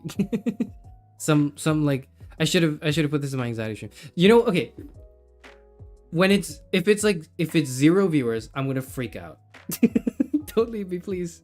If it's 0 viewers, I will freak out. If it's like 0 concurrence, I will actually like I probably wouldn't freak out actually. I've mentally prepped myself enough that I don't think I would actually freak out. I think if I started streaming like 3 years ago, before I spent the mental like energy preparing for a 0 concurrent like life, then maybe I would feel really bad. But now I'm okay. Now I'm probably okay with 0. Anyways, 0 is kind of bad. And then 5 is good. 10 is a little much. And then where we are right now, I'm like, oh shit. I'm on somebody's kitchen. I don't want to be in somebody's kitchen TV. You know what I mean? Like, put me back on your phone. Put me back on your phone so nobody else has to. Dude, okay. I was on the bus today. And there was this fucking there were these fucking teenagers, and you know, teenagers are teenagers, right? Whatever. There were these teenagers at the back of the bus that were just being annoying because they're teenagers. Of course they're gonna be annoying, right? And one of them pulls out a speaker and starts playing like some sort of like grime. I think they played some sort of grime. And the song itself wasn't inherently terrible. It was not the most obnoxious thing I'd ever heard. It was actually okay. The issue is like this person played it on his speaker in like a public setting on like a bus, like on a double-decker, on the top deck of a double-decker bus. This guy pulls out his fucking Bose speaker and starts playing like, you know, Grime Top 100. And it's just like, even if the song is not annoying as fuck, don't you feel embarrassed? Like, how do people go out in public and play something out loud? If you were like 60, so like my age, right? If you were like maybe 60 years old and you just don't know what a headphone is, you don't know what headphones are, you don't know what the concept of earbuds are, right? And I could not trust Granny to operate with like AirPods. But maybe she wanted to watch her favorite soap opera on the bus and she was just playing it out loud on her phone. I'd be annoyed, but I would understand, right? I would be a little irritated in the like, come on, this is a public space, but I wouldn't tell her off. I would expect it to happen too. It would not be unexpected for me, right? I would get it on some level. If it's like a teenager who's growing up like now, like okay, but maybe teenagers are just uniquely annoying, right? But like if you're like a young person growing up now with this cultural awareness and this consciousness of like personal and public spaces and like, you know, respectful etiquette and courtesy, like why the fuck you playing your music out loud and like trying to rave in like a bus on like a like on top of a double-decker bus? So what are you doing, man? Like nobody here's vibing with this. You're not, no stranger's gonna be like, wow, you may be 15 years old but your music taste is really on point. Whoa, can you drop me the Spotify playlist? Fucking nobody is going to say that. Stop, nobody will say this. It's pissing me off, man.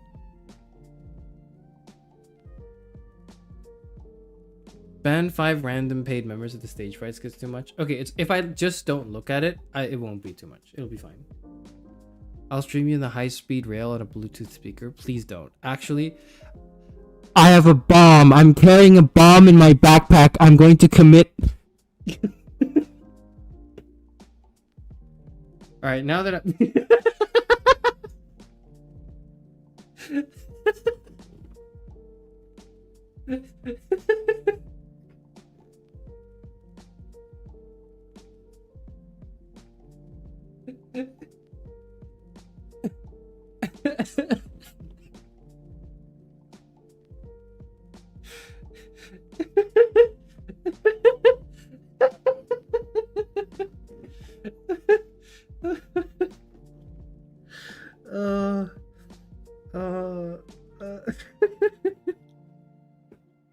somebody asked me earlier, I forgot who. I gotta scroll back for this. I read the message, but I hadn't like gotten around to responding to it. But somebody asked me like, what part of the Velocity group are you? And I just want to say that like behind the scenes, Immediately Alt plus tabs to the stream. Rip the viewer that was drawing on an airplane. That's what you get for playing something in public, okay? That's what you get for playing something in public. My VOD's not gonna go down if I just say that, right? What if like it were a drama? What if I were just like what if I was reading a dramatic dialogue and it just happened to have those lines, okay? Like what if I was playing a video game and like, you know, what if I was playing Counter-Strike and then the guy on the radio goes like, terrorists win, bomb has been planted, you know, like you know, that could happen. Anyways, somebody asked me, you know, what my role in the Velocity group is, or like what's my like identity, and Tia and Axe have on many occasions in our like Velocity meetings referred to me as the, and I quote, butt monkey. So so I think that's where we've landed. I think that's where we're at right now. You've had about 10 to 20 on your normal as your normal since Velocity debut. Yeah, that seems right to me. That seems about right to me. I've read that it's because some teens don't have empathy yet and they think if they like something everyone else must too, or it's trying to establish dominance. It could be, but like, dude, nobody's gonna rep your Spotify playlist. Nobody's gonna be like, wow, your music taste is so mature for a 15-year-old. Shut the fuck up. You have 15-year-old music taste and like it's cringe and it's okay. You're cringe and that's fine. You're cringe because you're at the age where you are like, this is the age to be cringe. 15 years old is the age where you're cringe, right? Like that's fine. Or like 16. I don't know how old the kid was. Probably like 15, 16. We got it. The Karis youth play their music too loud rant. I didn't even think about that, but like, it's real. Like the youth really need to like shut up and put some headphones on. Can you repeat your position? I'm not. I'm literally not. I've heard whispers of boy failure. I don't understand because first of all, I'm like a grown ass man. I'm 60 years old. So that gets rid of that. Secondly, I'm not a failure, okay? Because I'm so competent and successful and everything I do is good. So I have no idea why I don't know where those allegations are. Are you gonna make me do another allegation stream? What was my last allegation stream? My last allegation stream was like was me being accused of being like a tsundere, which is not true because I don't like you guys at all. I'm not even gonna like, because I'm not even pretending. I just don't. That's like that was the last. Do I need to do another allegation stream for the boy failure allegations? Oh, it's literally not true. It's literally not true. I'm so competent.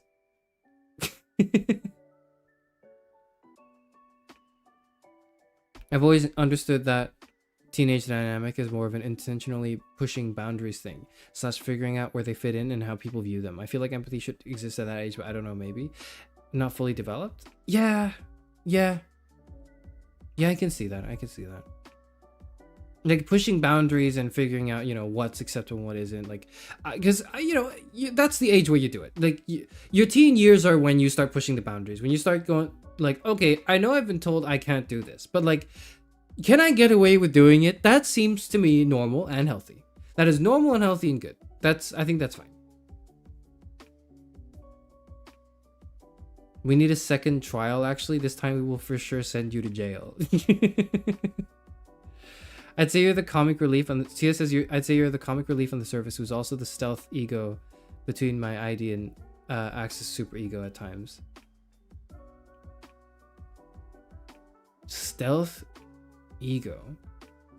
Can you elaborate on that, Tia? And I don't mind if you do that off stream too. That's interesting. Because the first half makes sense to me. The second half, I'm not sure I know what you mean, but I want to know what you mean.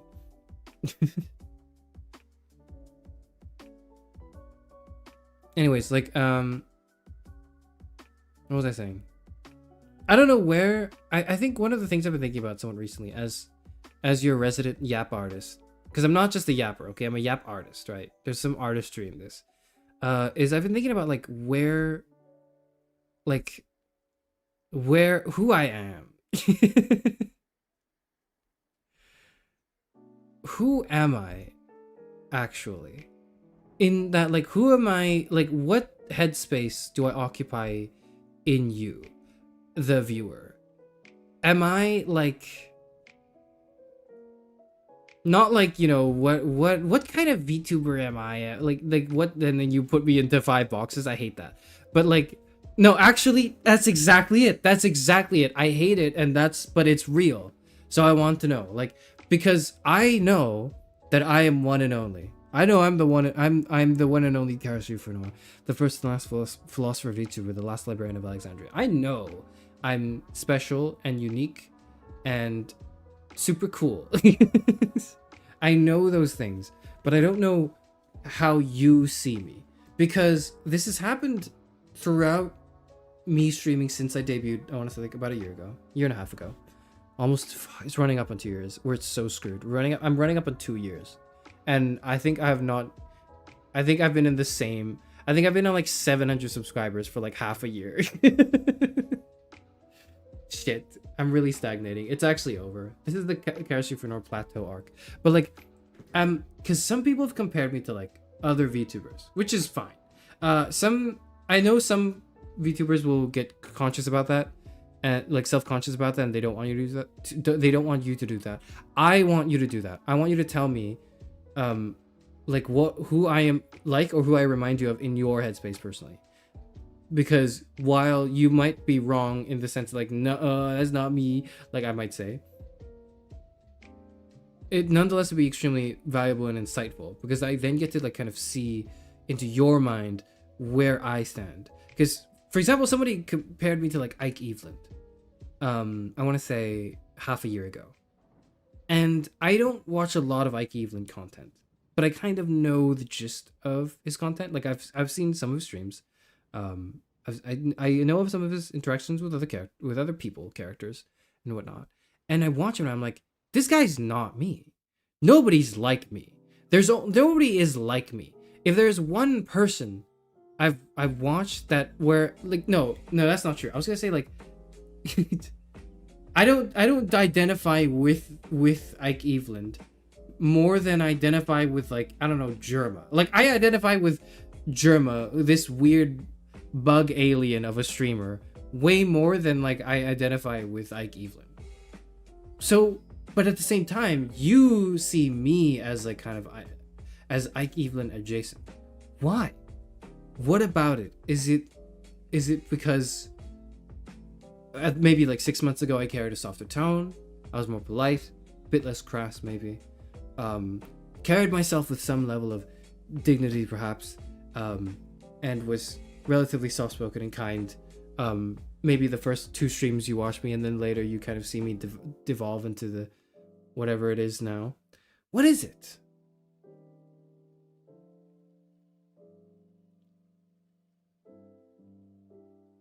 You are my friend. You are my friend, smiley face. The smiley face is perfect as well. The smiley face completes that. Thank you, Tara. What am I as your equivalent to women's "would you still love me if I was a worm"? Yes. Would you? Is that? Yeah, that's kind of true. Like, what am I? Not like what am I to you, but like, what am I as in, like, what box do you throw me in?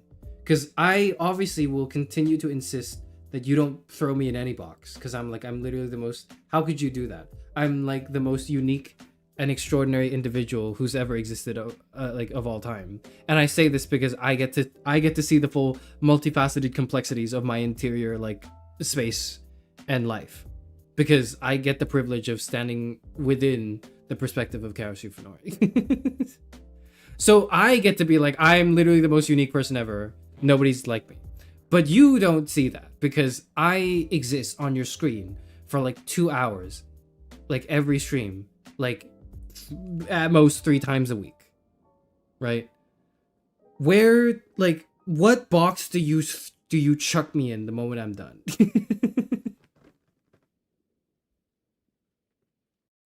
You've never heard of the ego / ID / super ego character archetypes? I genuinely haven't, and I guess that betrays how unread I am.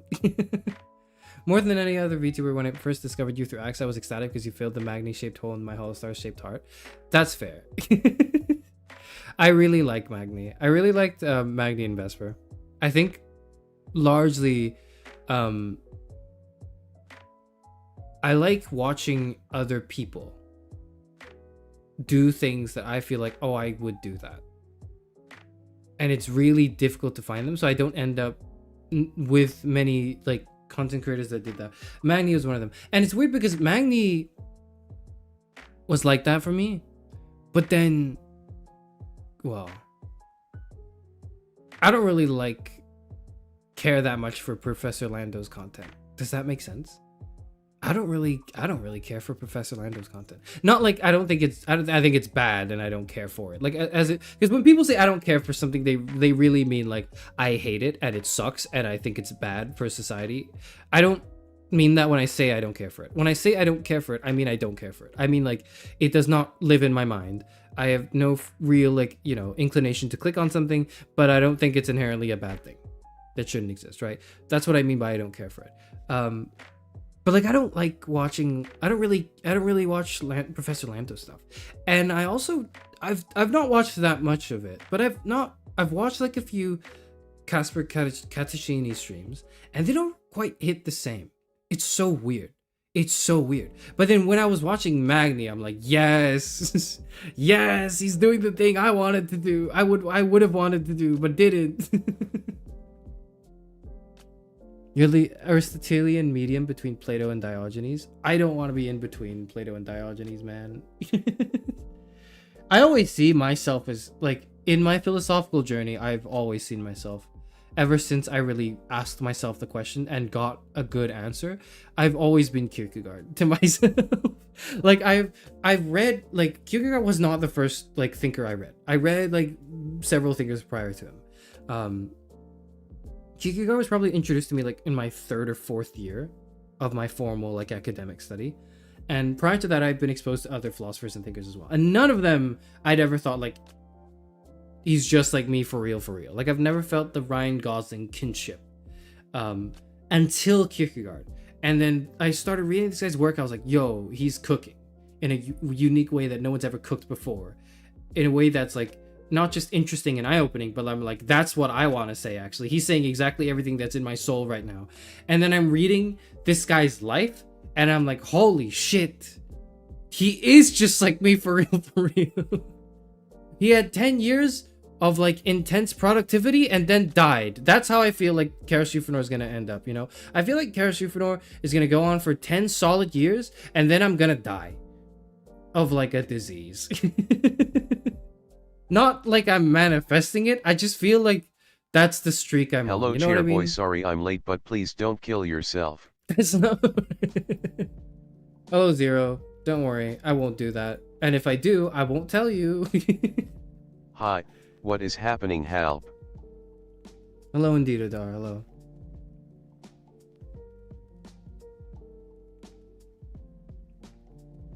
I only watch like 4 VTubers, bro. What do you want from me? That's fine. You don't have to like, you don't have to give me your response if you don't have one. And frankly, I'm happy that I'm one of the 4 that you watch. I'm happy. But at this, it's also like, I mean, like, it's hard to watch more than that, right?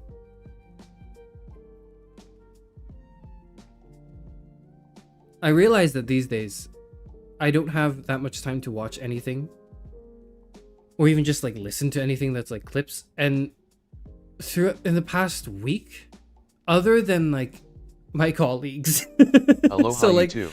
other VTubers that like I know and that I've interacted with, I've not watched any content from anyone other than like Northern Lion, other than like Northern Lion clips on the Librarian channel. Okay, like I've not, this is my dirty secret. Okay, my dirty secret is like I watch Northern Lion, and then I watch my other colleagues. And that's it. That's everything I do. That's everything I've like watched recently. I've yet to watch the Jerma Tomodachi Life video, but I know I will. Anyways, forget where I was going with that. Yes, Kierkegaard is just like me for real. Tia says, I remember the time you and Vi were in my stream and we were talking about Kierkegaard being a lol cow, a fond memory of mine. Kierkegaard was not like a lol cow in the sense that like he was not embarrassing publicly to everyone. He was the victim of a I'm literally defending my goat right now. He was the victim of a slander campaign. Same EE watching is also time consuming, and I don't have that. So like Sharis PLS, don't be mad if I miss a stream, I still love ya BBGW. I'm not gonna be mad if you miss a stream. I will be mad if you miss a stream and go like, oh my god, I'm so sorry, I missed your stream. Okay, I'll be mad at that. I'll be mad if you, I won't be mad if you miss one. I'll be mad if you miss one and go like, oh my god, I'm so sorry, I shouldn't have missed one. If you missed it, you missed it!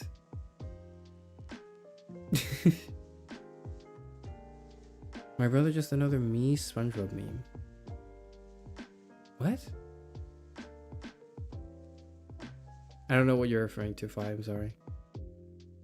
What if I miss stream anyways and don't tell you about it? If you miss stream, it better be for like a good reason. Like it it better be because you were doing something real and productive in your life, such as meeting up with other people in your life that you know and interact with, who can give you like a reciprocal relationship. Or you're doing something productive, like, you know, cleaning your house or your room, or, you know, doing chores, or you were at work, you were being productive, or you are enriching yourself in your studies, or you are studying, you're revising for something, or if you are that's actually it, I think. Or if you're like watching like a really good movie or like playing a really good video game. If you missed my stream because you were playing like Apex Legends, then I'm gonna be a little less I'm gonna lampoon you like a little bit. If you missed my stream because you were scrolling on TikTok for like 2 hours and you forgot that there was a stream happening, then it's not that you weren't in stream that is worthy of me chastising you. It's that you were absentmindedly TikToking for 2 hours. That's where I draw the line. That's where I draw the line, and that's where I throw the spear. Okay.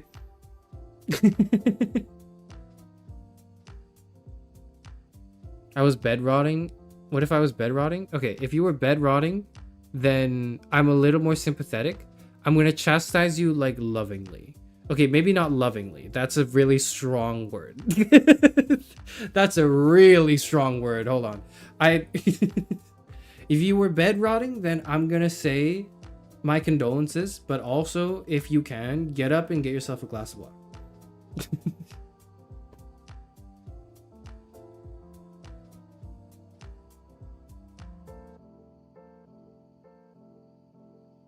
When do the 10 years of hard work start? Shut up, Tara. Shut up. It's okay, because if you tell me I'm going to organize a funeral trip to your funeral, nobody here goes to my funeral. Nobody here goes to my funeral. Nobody here will know that it happens. Our team's going to go to my funeral and then maybe take like a screenshot. A screenshot? A picture. Did I say screenshot? What the fuck? Our team's going to take a picture maybe and then blur out my government name and then like post it on the Discord. And then you need to do an edit of Grant Gustin with his fingers out like next to the grave. You need to do that. You gotta stop scrolling through TikTok, it sounds like. No. I don't need to stop scrolling through TikTok. I don't have TikTok. I need to stop scrolling Reddit. That's a problem. I need to stop scrolling Reddit. I actually need to stop scrolling Reddit. It's so bad for me. It's so bad for me. I need to stop scrolling Reddit, and I need to stop playing gacha games. I've already dropped most of my gachas, okay? I'm still playing Honkai Star Rail right now, unfortunately. This is something I haven't been able to get out of, but, you know, eventually I will. Deleted TikTok gang? Hell yeah. Hell yes. Funeral stream. We're not doing a stream for my funeral. That's not gonna happen. We'll do it like a stream for my graduation, but not for my funeral. TikTok is great. What do you mean? I learned a lot. 95% being misinformation, but still a lot.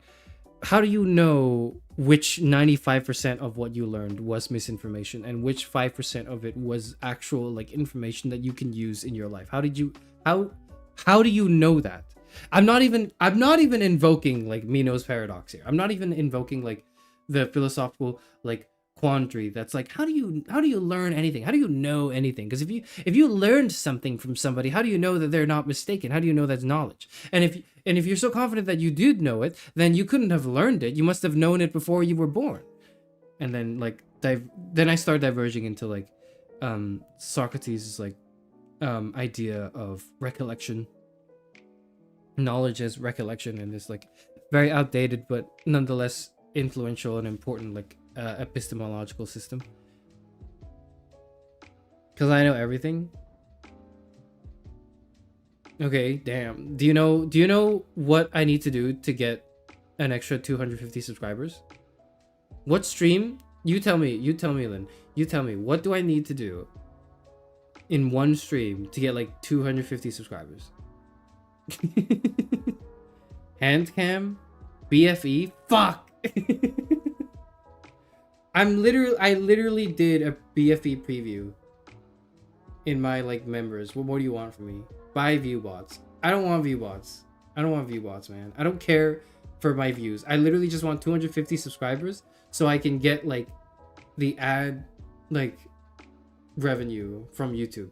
And I don't even care if it's pennies. I don't care if it's pennies. I just want it so I can like see like the progress of it, because right now it's like literally zero. And I feel like, damn, I'm putting my heart and soul into this and YouTube is taking all of it from me.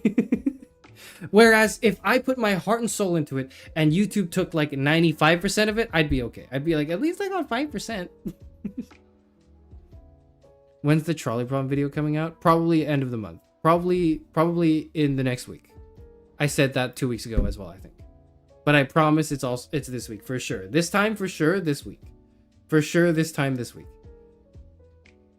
Only 250, low bar, not worth my awesome advice. I'm a humble person with a lot of humility, okay?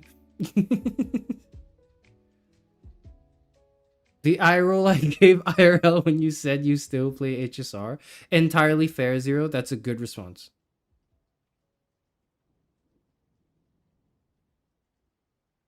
We've heard this before. We haven't. We haven't. Post more shorts and Reddit stuff. Oh, that's so much work, but you're probably right. It's so much work, but you're probably right. God damn it. God damn it.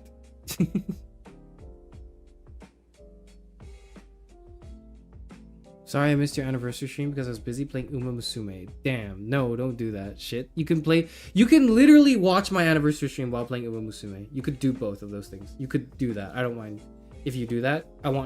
I would rather you do that, okay? I think. Because at least, like, if you're wasting your time, at least waste time doing two things. At least you gotta, like, endorphin max. If you're gonna waste your time doing something that's not really productive and it's just there to, like, kick your dopamine cortisol levels or whatever the clavicular said. He's like a guy, right, that people talk about now.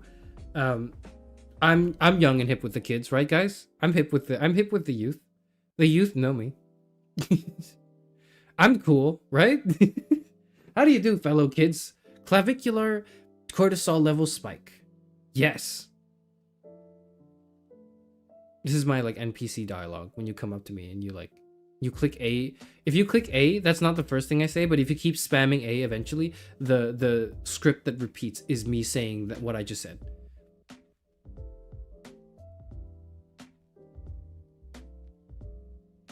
If I get bribed with another VTM stream, I'll tell all 6 of my roommates to subscribe. Okay, I don't want you to do that. I don't want your roommates to subscribe. I don't know if I want your roommates to subscribe to me. But also, I feel like maybe I could play another VTM stream. I don't know. Do you enjoy watching me play VTM, or do you just enjoy watching someone play VTM? Because I feel like you guys who are asking me to play Vampire the Masquerade are asking because you liked the video game Vampire the Masquerade and you want an excuse to see more of it. But you're not, like, I'm not doing a particularly good job streaming the game. And if I'm not doing a particularly good job streaming the game, then what's the point of me playing it? Is how I feel about it generally. Short stubbing is where it's at now, old man. What the fuck is short stubbing? Short stubbing. Short stubbing. What is that? Short stabbing sword used in ancient Rome. That's not a real thing. That's not a real thing. That's not a real thing you said.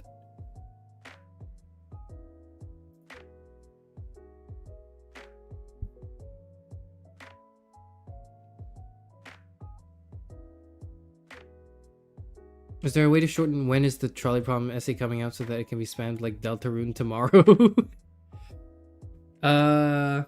Trolley essay when, maybe. Maybe you could shorten it to like trolley essay when. The thing is, you're gonna hype it up so much that it's gonna come out and then you're gonna be like, damn, that was okay at best. You can be like, well, that was like a video. Cause the thing is, I'm really bad at like pre-recorded stuff because I keep doing this perfectionist bullshit where I'm like, no, everything needs to be really like exactly the way I envisioned it, like I'm the auteur of something. And because of that, I get tunnel visioned into my own specific vision of it rather than just being able to let it go. And like, I eventually, given enough time, I'll start fucking up the project. I will start making it worse than it needs to be.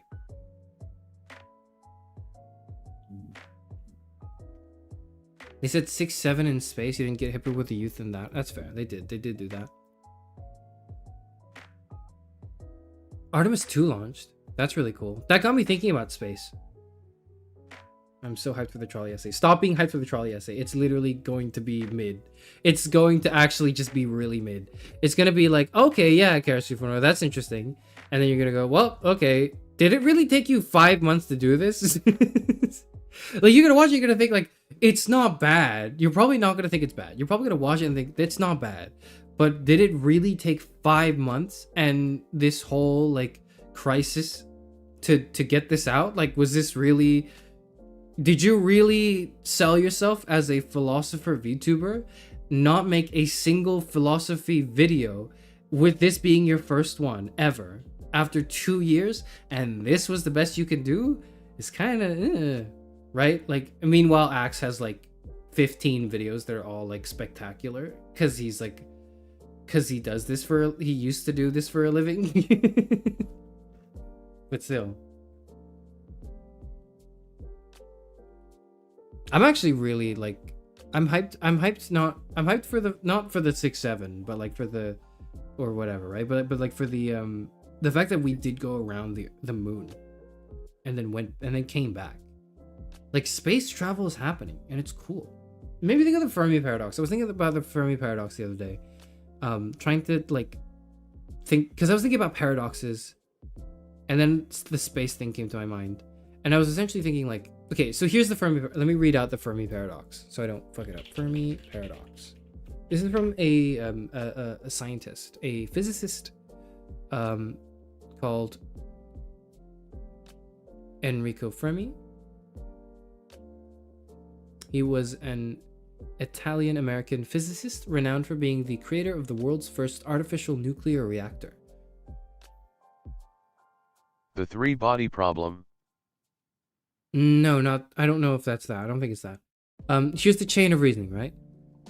There are billions of stars in the Milky Way similar to the sun. So there are a bunch of suns around. Okay, it's not just our sun. There are a ton of different suns. And in those, like a lot of them, billions of them. So a lot of them have planets. Okay, a lot of them have planets that revolve around them. And a lot of those planets, or maybe not a lot of those, but in at least some of those planets, surely some of them are habitable. They exist in the habitable zone, as scientists call it, right? We have Earth-like planets orbiting the habitable zone. Many of these stars, and hence their planets, are much older than the sun. And if Earth-like planets are typical, so if habitable like planets are typical, they exist, then, and they happened all those many billions of years ago, before us, then they may have developed intelligent life. And intelligent life could have reasonably, at some point, given enough time, like the billions of years they had on us as a head start, right? Developed interstellar travel. Or at least, maybe not travel, but at least they could have sent probes or something, right? They could have sent like machines, robots, something remote that they could control. And even at the slow pace of envisioned interstellar travel, even if we can't, zoom across faster than the speed of light or near close enough to the speed of light, the Milky Way galaxy can reasonably be traversed in a few million years, which, seems like a long time, but, you can send probes, or like von Neumann probes. You could do like self-replicating machines. And since many of the sun-like stars are older than our sun,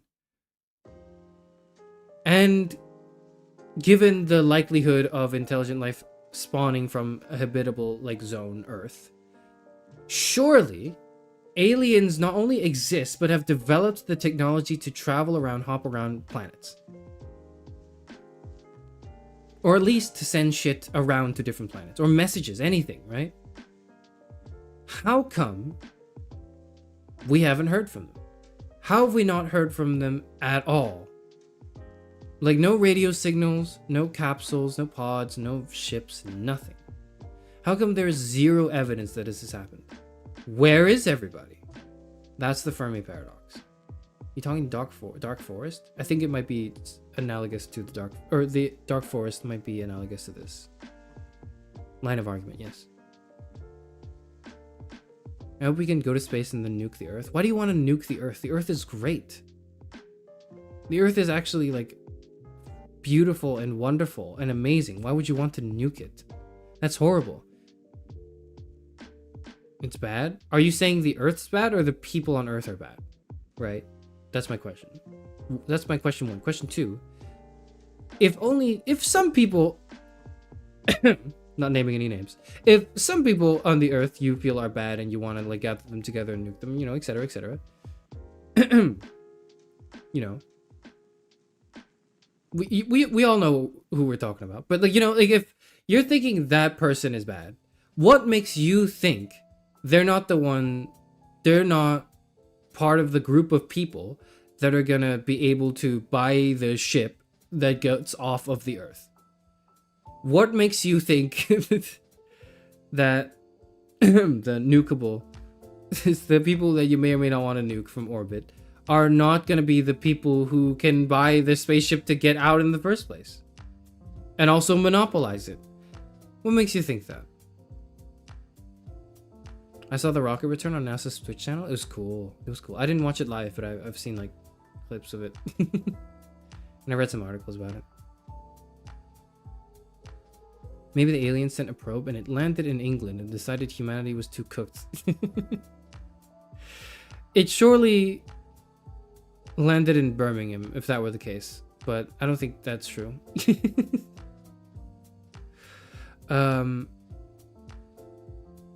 Earth being too cooked is like a theory. Some people have like the weird animals in like a zoo theory. I think that works as well. I don't know.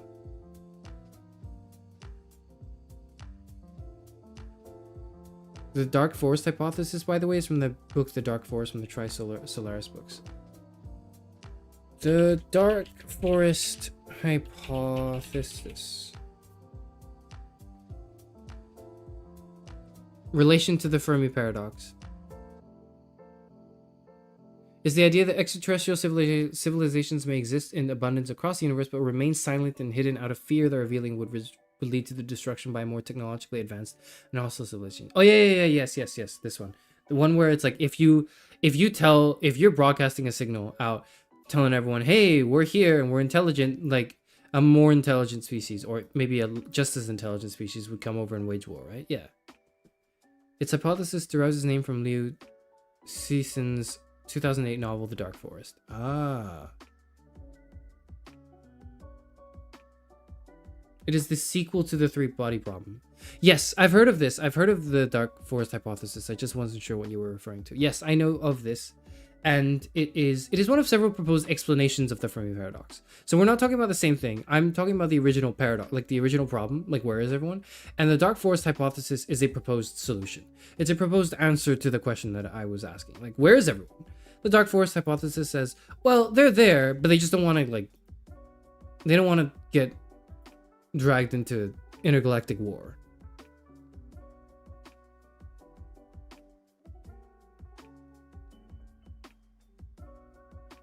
I'm okay with that. I just don't want them to survive much longer after that. No, I don't want people to be nuked. I actually think it'd be nice if we all were like alive and well. Is that a hot take?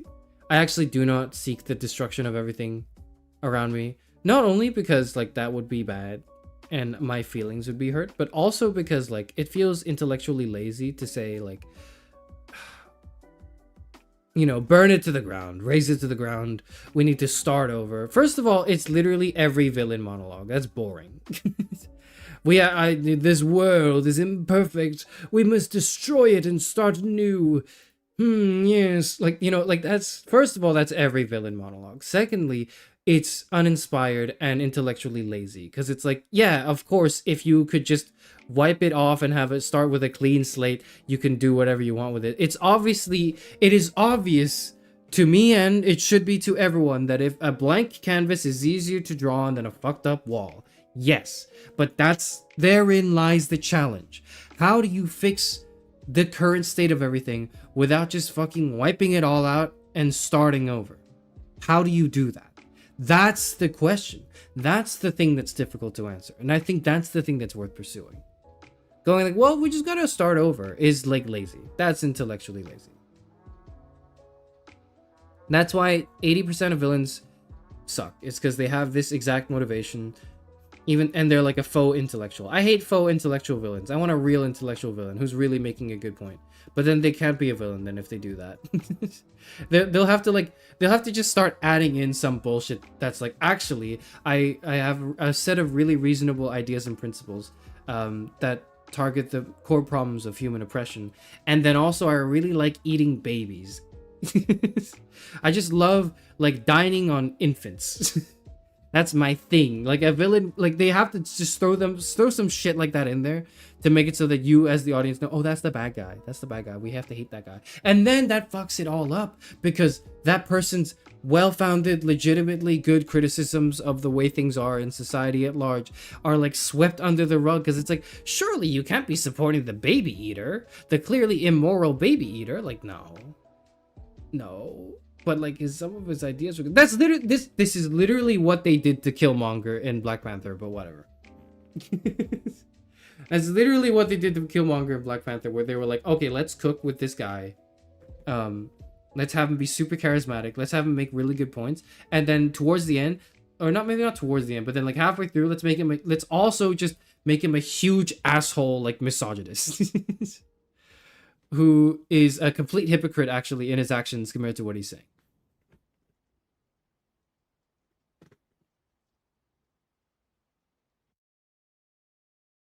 That's fair. It's just been my mood for the past like week. I feel that. I would agree with you generally, just not right now. But hear me out. Starting over means we could stay. No, staying over means we could stay again from a different slate, and maybe things could be better this time around. Yeah, maybe. But like, you know, it's idealistic. I'm sorry. Like, I'm sorry to say it as the philosopher VTuber who's like an anime guy on the internet. Who has wildly ambitious artistic endeavors and intentions that extend beyond his like logistical means. But I feel like that's idealistic. A blank canvas is easier to draw on than a fucked up wall needs to be written down somewhere. Thank you. That was off the dome. It is like way easier to draw on that. Is it though? I don't know. I feel like it is. It is. The challenge is like, how do you take what generally the previous generations have done and fucked up and completely, you know, pulled the ladder up on, and not just, you know, survive, but also shift it towards something better that gives people hope, so that, you know, if you really want to link it back economically, like people will want to start having kids again. Because right now nobody wants any kids. We're gonna die off in like 2 generations. It's gonna be great. You won't even have to wipe it out. It won't even have to be a clean slate situation 0, because eventually it's gonna get so fucked that nobody wants any children anymore. Because, like, you know, why would they? Like, why would I want to have a child so I can like bring them to this world and watch them starve with me? Fuck that. Or we all get destroyed in extreme international warfare in like the next week. Because the thing is, World War II lasted 6 years, right? I gotta double check this right now. World War II lasted 6 years. World War III is gonna last like 2 days. World War III is gonna last 2 days. A day maybe at most. Because what it's really, one set of missiles fires off, and then all the other missiles fire off, and then it's just complete global omnicide. So while I don't think we're close to World War III, I think we are closer to it than we've ever been. In a long while. I guess since World War II. I don't want kids because I don't want to grow a 3rd or 4th or 5th nipple. What do you mean? You grow a 4th or 5th nipple when you have a kid? Does having kids make you grow another nipple? Supernumerary nipple. Additional instance of nipple occurring in mammals, including humans and monkeys. The prevalence of supernumerary nipples is approximately 1 in 18 and 1 in 40?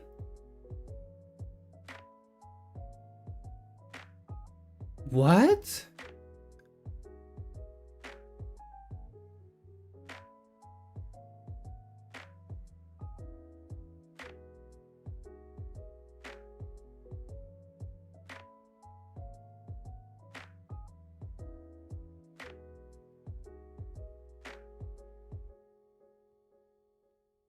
English pop star Harry Styles confirmed in 2017 that he has 4 nipples as a result of the condition. Thank you, Harry Styles. Every time I can't stop thinking. Every time I think, fuck whoever said that. Fuck you, whoever said this. By the way, I don't I don't remember who it was, but but when somebody else asked me to do like a my impression of a British accent, and I did, and that person said, "You doing this accent reminds me of that like Filthy Frank Harry Styles video." Every time I think of Harry Styles now, I think of that video, and I think of me doing that impression and that person in chat saying that. So fuck you, whoever said that. I don't remember who said that, but you formed like 3 connections in my brain now that I just involuntarily had to swallow. Are you growing more nipples, Garrus? No, as far as I'm concerned, not really. I think I have my like, I think mine are fine. Yeah, I've like, they exist and like, you know, they're like the usual amount.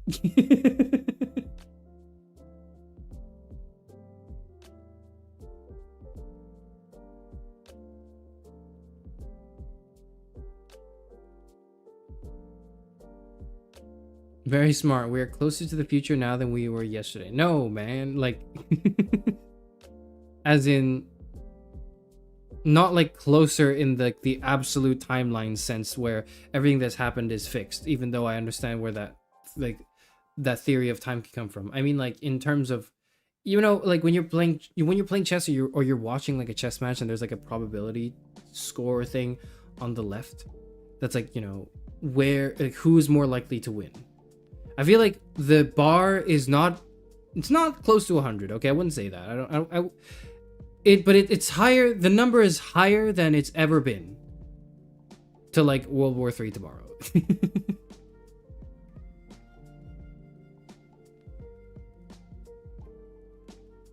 Don't give in to despair. We owe it to ourselves, those who may come after us, and those who are already here and don't have a say to do all that we can. We do owe it to like ourselves and each other. It sucks, but we do, yeah. It's kind of like the reason why you do anything. It's not because it's... like, it's not really for me anymore. Like, if it were for me, then I would just... then fuck all y'all. I'm gonna get mines. I'm gonna go and do my thing, and I'm gonna be like a blood-sucking... I'm gonna be like a lawyer. And I'm gonna just...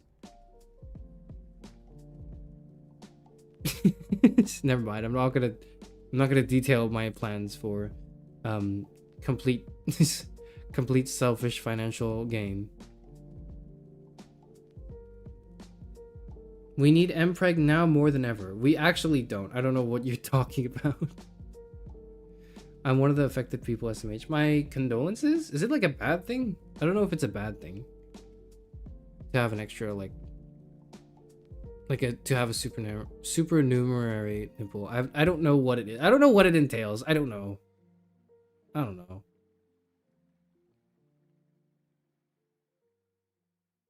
you look up the stats of how many people grow 11 toes? How many people have 11 toes?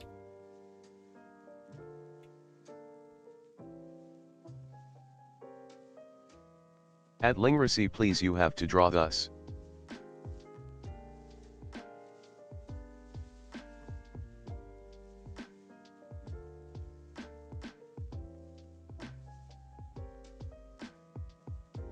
Click to shop for your needs? What are you talking about? We may earn a commission from Amazon purchases made through our links. What are you talking about? This is an article about like how many toes people have. What does this have to do with the Amazon link you posted up there? What the hell? Okay. What is toes? Okay, this is a shit article. I'm not reading this.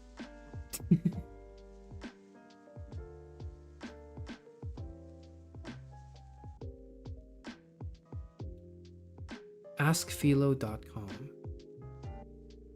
Step-by-step solution. Step 1. Understand the typical number of toes in humans. 10 toes. Who's writing this? Who's writing this? Actor David Tennant has an extra toe. Okay. Who's writing these articles where... I don't want to download this PDF file. I'm not doing that. The internet is plagued. Somebody else look it up for me. The internet is fucking plagued, man. Is there a Wikipedia page for this? Polydactyly. Okay. Polydactyly is present in about 4 to 12 per 10,000 newborns. It is the most common defect of the hands and feet. Ah.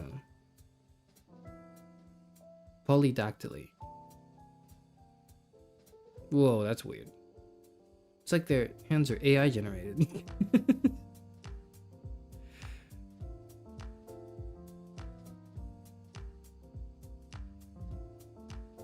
Kitten with 23 toes. Cool. Doctor Who has 11 toes. Apparently David Tennant has 11 toes. But it told me to download like a PDF document, and I don't want to do that.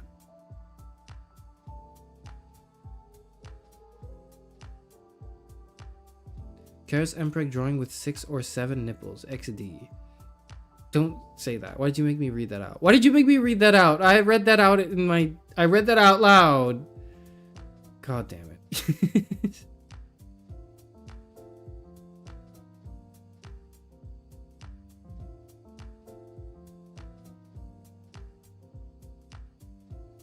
How bad is it?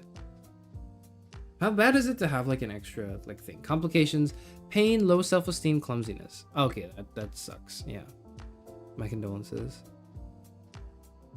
God, I guess I'm glad I don't have that. I'm glad I have like all 10 of my fingers and not a single extra. I'm good, I like my fingers. Why hand cam stream? Why hand cam stream? I understand BFE stream. Why hand cam stream?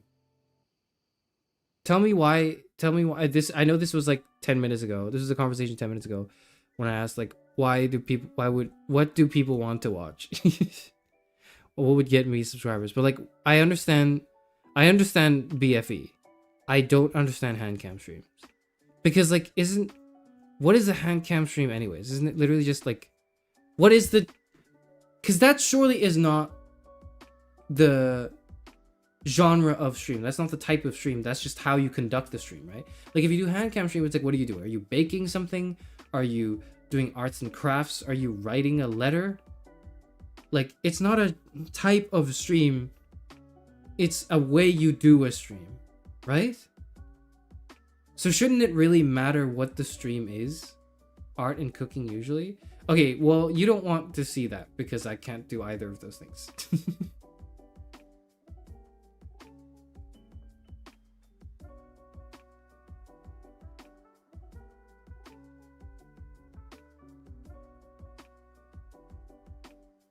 I'm looking at my hands again. Did I tell you guys the other day that like... Have I talked about this? I might have talked about this on stream, yeah. Like I think one of my grandkids... oh, well, this was a while ago. It was a few months ago. One of my grandkids was like doing an art project. And he was doing like a photography art project. And he needed a hand model. So he went to me. He was like, Karis, I need your hands. And I was like, what the hell? Why do you need my hands? He was like, I need to take pictures of them. I need you to model your hands. Because you have really nice hands. And I said, okay, sure. Thank you. I think. Then I did a bunch of poses with my hands. So like my hands are in like some sort of art project, like some sort of photography project that exists somewhere. If that, I don't know why, like it's not like you would find it. I don't think it's public. I don't think it's public or online, but like it exists. Somebody's photography project features my like hands and fingers because they wanted to. And for the whole day after that, I just kept staring at my fingers. Just kept staring at my like hands, going like, what the fuck? Is this not just like a hand? And then I started looking at other people's hands as well, and I was like, hold on, I can't be weird, because if I get caught staring at other people's hands, people are gonna think I'm like the next Yoshikage Kira. Okay, I am not 33 years old. I'm 60. Okay, I do not live a quiet life in Morio, and like go to sleep at 10 p.m. On a regular, and like just go to work at a standard time. Okay, like I don't do any of those things. I'm not Kira Yoshikage, and I do not have a stand. That's actually like 3. Hand model confirmed. Yes, strictly speaking, that's now in my CV, I guess. I don't know. Now I'm looking at it again. Now you made me look at them again. Now you did that. Now you've done that. Going to the beach with That's an extra exactly nipple what a must be stand terrible user would say. experience.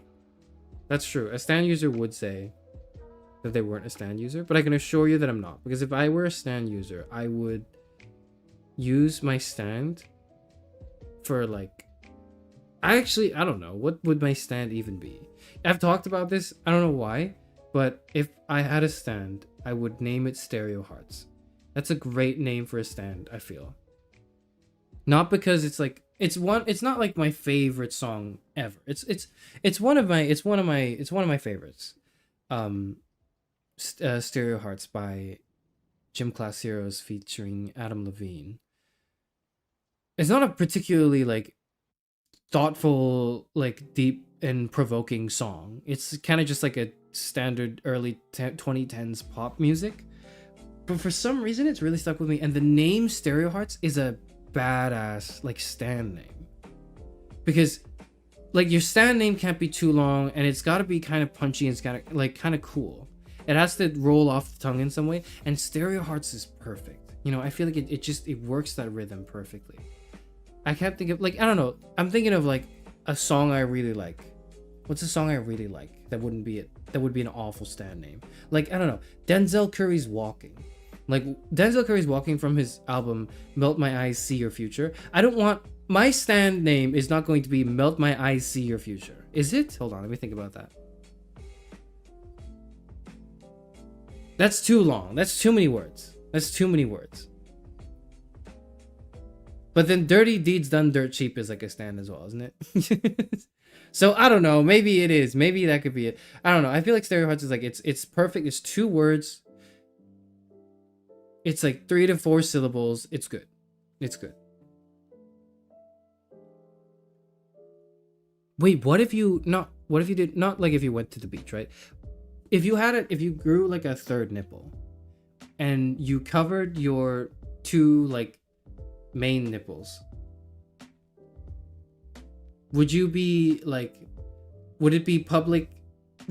indecent exposure in public if you walked around covering your 2 main boobs but then you had an extra nipple that you didn't cover? Is that now indecent exposure, like legally speaking? Does it say on the wiki page? I don't think it does. Only if you're a woman. SMH. Society. Patriarchal society at work, I see. Some grow in armpits. Whoa. That's weird. That makes me feel gross for some reason. Not like... I don't think that is gross, but I feel like if it happened to me, I would feel gross. I don't know why. Like, it just doesn't belong there. That's probably why. It just doesn't belong there. If it grew on my back, I'd feel weird too. Actually, if it grew anywhere, it'd be weird. I like the 2 being there, that's it. I like the 2 just being there.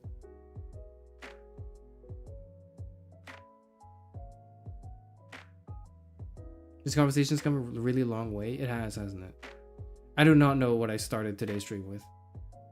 But all I know is I'm not a yapper, okay? I'm a yap artist.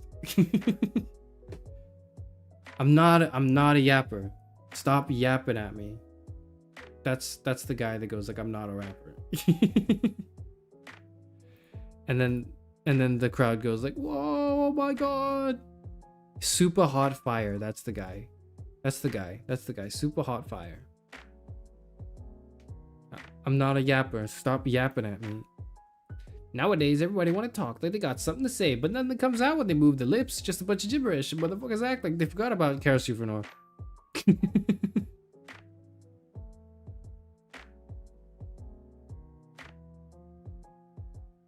If it was up to me, you motherfuckers would stop coming up to me with your heads out, looking up to me like you want something free.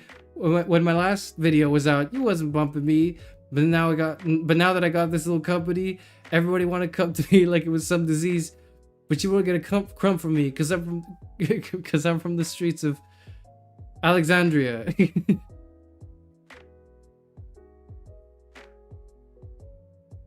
I told them all the little VTubers, who you think helped mold them all? Now you want to run around talking about What's a good substitute for guns?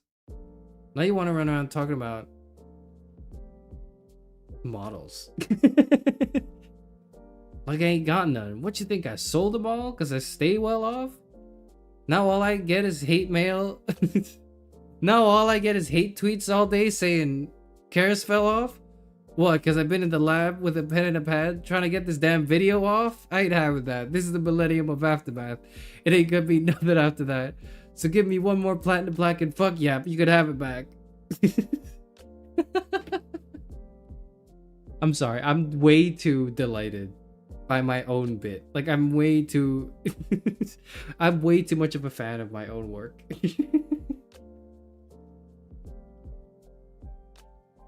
I saw this woman who'd just given birth and milk was coming out of her armpit nipple. I mean, like that makes sense. Like, because when you give birth, like it triggers like the lactation bits of your body, right? I'm sorry, I don't know anything about biology. I'm literally a philosopher. Don't ask me things about the human body.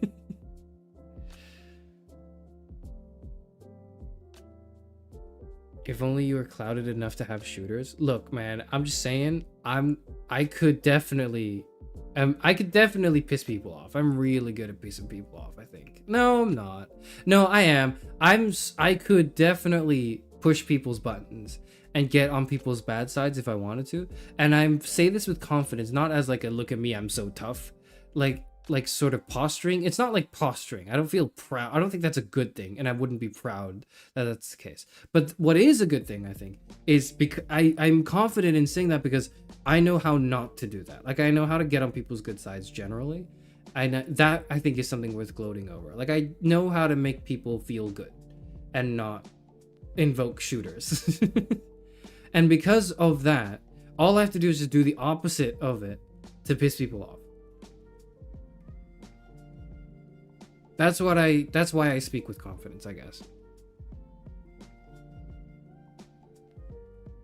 I walked into Tia's room and heard you talking about lactation. What the fuck? I was like, somebody, it was not even me. It was somebody else's comment. It was Lynn's comment. It was Lynn's comment. Just like, look, Leon, look up like 2 comments ago. Okay. It was literally not me. I was just reading something and responding to it. Okay. Sure, Karis. What are you What are you implying? That I would be indecent? No such thing. No such thing on this channel. Only the most sanitized and clean PG-13 family-friendly content on this channel. I wouldn't swear at all. No, I would never do that. I hear the words out of your mouth I attribute to you. Like Mpreg? Somebody else was talking about that. That wasn't me though. That wasn't me.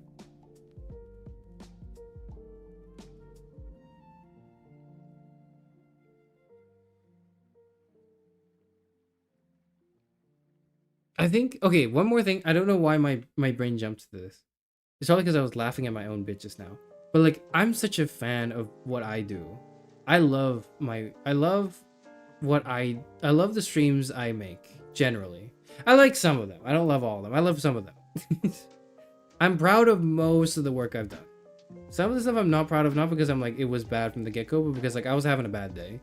And I just didn't execute it as well as I could have. But the concept was fine. Which is at the end of the day, the thing I care a bit more for. I don't see someone like Mr. Beast being proud of their work. That's the core issue. The core issue I have with people who make, not just Mr. Beast, right? But like certain other VTubers, including those who do like BFE content or like, you know, GFE content or like, you know, just any sort of content actually. Can you imagine making stuff and not liking the thing you make? That's weird to me. That's really weird to me. But that's the case. That's the case, I would bet, I would gather, for some relatively successful VTubers, especially male VTubers. Maybe not especially, but like, you know, a considerable portion being male VTubers, right?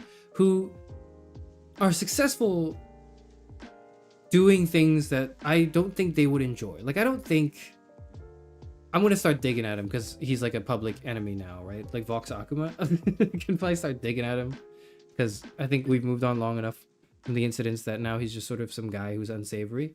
But as someone that like people know, I just don't think he enjoys watching his own stuff. You know what I mean? I don't know that. For all I know, maybe he loves his own stuff. Maybe he loves watching his own streams and like VODs and videos. But like, I don't know. I get the feeling that he doesn't. I get the feeling that he does not. I don't watch my own things, mainly because I don't have much time to. And I also cringe a little bit whenever I hear myself talk, which is, I think, a normal thing. But I like the content that I make. I like the stuff that I say generally. I like the things that I do, the ideas that I have and I try to execute on, even if I don't execute them to the best of my ability. And I feel like that's so important in like life. Just in life, to enjoy the art that you make. You have to enjoy the art that you make. You have to fucking feel the art that you make. Dude, okay, I'm gonna end the stream. I need to end the stream soon. But I want to, like, one thing I need to rant about is like how okay. One of my grandkids. This is the same grandkid that needed help with like their English homework or whatever, or their like exams or something, and was asking me about like text. And this was the rant I made earlier on like on the difference between something being about something and featuring something. So The Walking Dead is not about zombies. It features zombies, but it's about difficult choices we make in extreme, like, apocalyptic dilemmas, right? That's what it's about. It features zombies. And the zombies are important. I'm not saying the features are unimportant, by the way. The features of something and what the thing is about are very different things, but they're both important. Your thing cannot just be about something. It also needs to feature stuff that sticks in people's heads and gets their like brain goop into formation, right? Like if it were instead of being this like well-written apocalypse drama like the Walking Dead video games from Telltale, right? At least season 1 and 2. If instead of that it was just, oh, here's 5 moral dilemmas in front of you. You are a group of survivors in an apocalypse. There's a car in front of you with food. You don't know if the car belongs to anyone, but you see the food in there and your group is kind of hungry. Do you take the food? Right? Like, that's not a story. It's not an experience. It's a thought experiment. It's dry and it's boring. It's philosophy, and we all know I hate philosophy. Fuck philosophy. I hate the trolley problem and all of its variations. Because it's so detached. It's so like disconnected from like the human experience. So the particulars are important, okay? The particulars are important. What a thing features is just as important as what it is about. But they're wholly separate. And you cannot have one without the other, I think, and make great art. That's my opinion. That being said, that's the guy. So this is the context. This isn't even the rant. This is the context of the specific grandkid I was talking to. And so he, at one point, he was like, "Karis, like, no, he didn't say this, but I gathered from my interactions with him that he probably was really into watching summaries of movies rather than the movies themselves." And you, right now, I'm looking at you. I'm literally looking into the screen at you right now, okay? And pointing my finger at you. Dylan. That was a terrible random name call out. Whatever. I'm looking at you and I'm willing to guess and wager that maybe 30% of you, maybe not 30%, but some of you, maybe it's you, actually you are someone who's guilty of enjoying the YouTube recap or summary of a movie instead of actually watching the fucking movie. Okay? That might be you. Or you might read like the synopsis and the plot on like the Wikipedia page instead of actually watching the movie. Just as I got that sense from my grandkid, right? So I turned to him and I went like, okay, what's the point of reading anything? because we were talking about like this. We were working on what were we working on? We were working on like a little bit of like reading. We were reading like Charles Dickens. What were we reading? Oliver Twist. We were reading Oliver Twist, right? And it was like several, like 2-3 pages of text we were just trying to go through. And all that happens in that bit of text was like, Oliver is forced by the goons in the story to like go rob like a house. And so they travel to the house. And then Oliver is forced to go in because like he's being held at gunpoint. I've just summarized what happens. They travel to the house, and although he tries to say no, is ultimately forced into corroborating in their robbery, right? Or maybe, you know, at least going into the house. That was all that happened. That was all that was featured. But that's not what it was about, right? It featured these things. And so it was like 3 pages of just describing. No spoiler warning. No, this is like early on in the book, okay? Like, it's also, if you haven't read Oliver Twist, you're not mad that you watched the VTuber stream and a VTuber said this very innocuous part of the story, okay? Like, this is not a climactic plot point. This is really early on. This is just something, whatever. Anyways,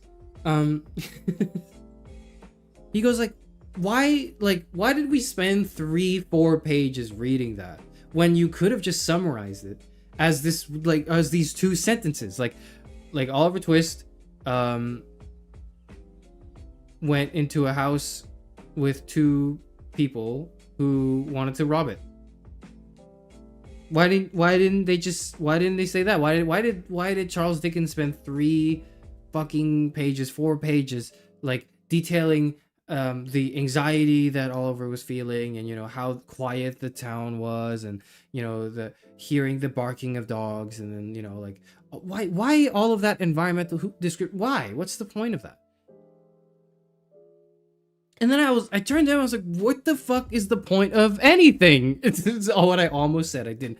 I asked him, what's the point of reading anything? And he was like, I don't read. And I was like, okay, that's fair enough. I guess that's why I'm helping you with your homework here. But but I was like, what's the point of watching like a movie, right? What's the point of watching a movie when you can just, like, a 2-hour movie, when you can instead watch a 10-minute video of someone explaining to you what happens in the movie, right? Because then, if you watch the 10-minute video, you just spend 10 minutes on it. You can, in the 2-hour time span you spent watching that one movie, you could watch 12 summaries of 12 different movies. So instead of one movie, you get 12 movies. Why not just watch the 10-minute summary? And I obviously pose this as like this rhetorical question, right? Like, it should be obvious to you, dear reader / audience / viewer, that like I'm clearly venting out my frustrations, and I'm trying to be like, you know, this is genuinely an incredibly short-sighted and foolish and stupid, like, and horrible, dumb thing to even suggest. So I'm doing it out of spite, right? Like, I'm saying this because I clearly don't believe in it.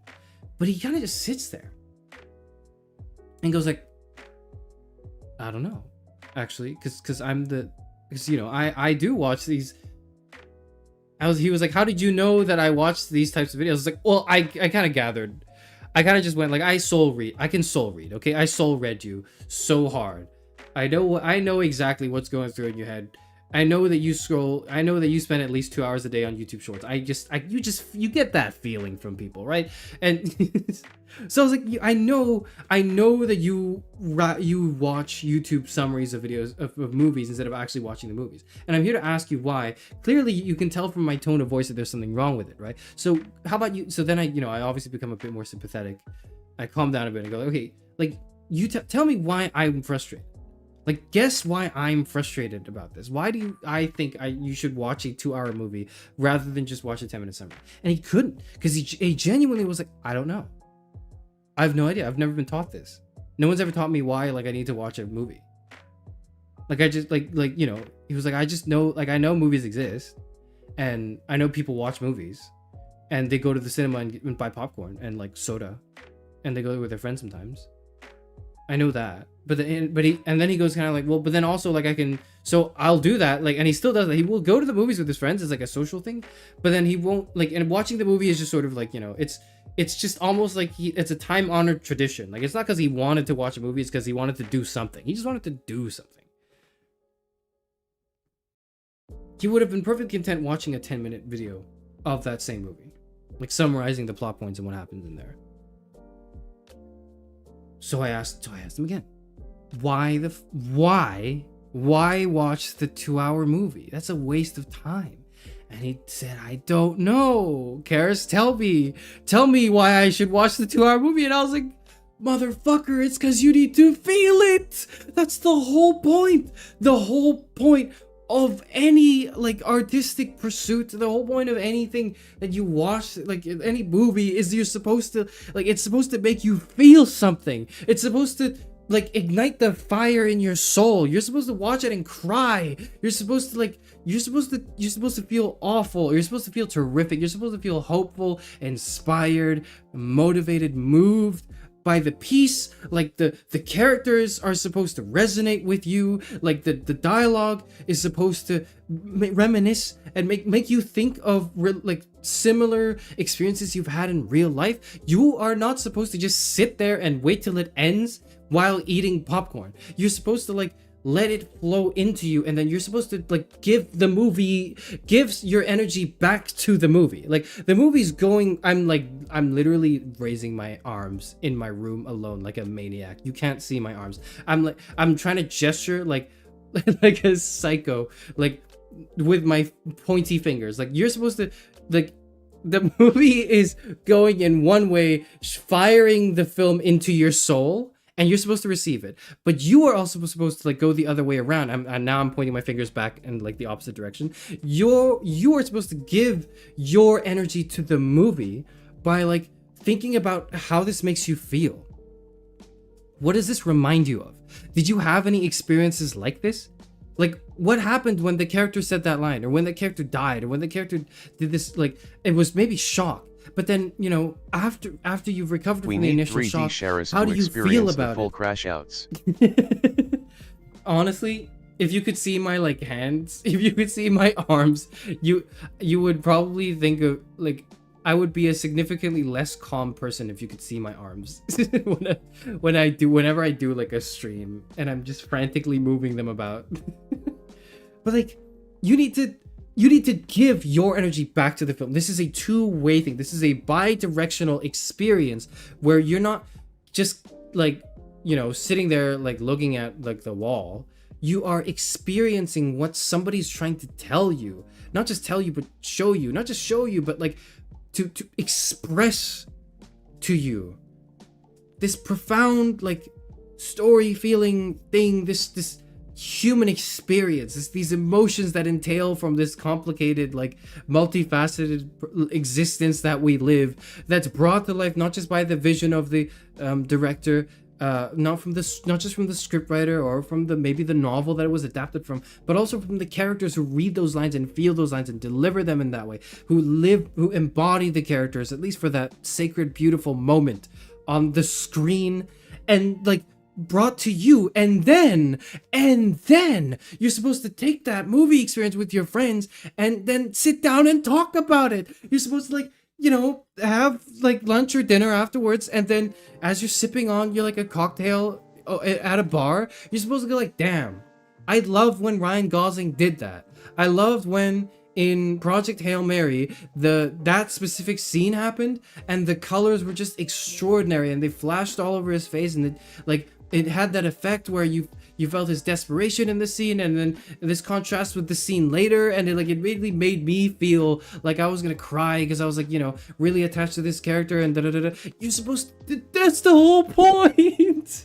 How could you could not get any of that from just like the 10-minute YouTube video summary. The 10-minute YouTube video summary is, not only do you not get it from that, not only is the YouTube video summary not giving you that beautiful human experience. It's also excuse me, it's also it's robbing that experience from you, because now that you know the plot points of the story, you don't get to experience that magic of that story being told to you in that way for the first time. Like you will never have that again unless you knocked your head over a rock and then forgot about it, and you could finally experience, like, you know, the Stanley Parable again for the first time, which is something I would want, right? Like, you could never have that again. It is beautiful and sacred. Your life is marked in two phases: before you experience this work of art and after you experience this work of art.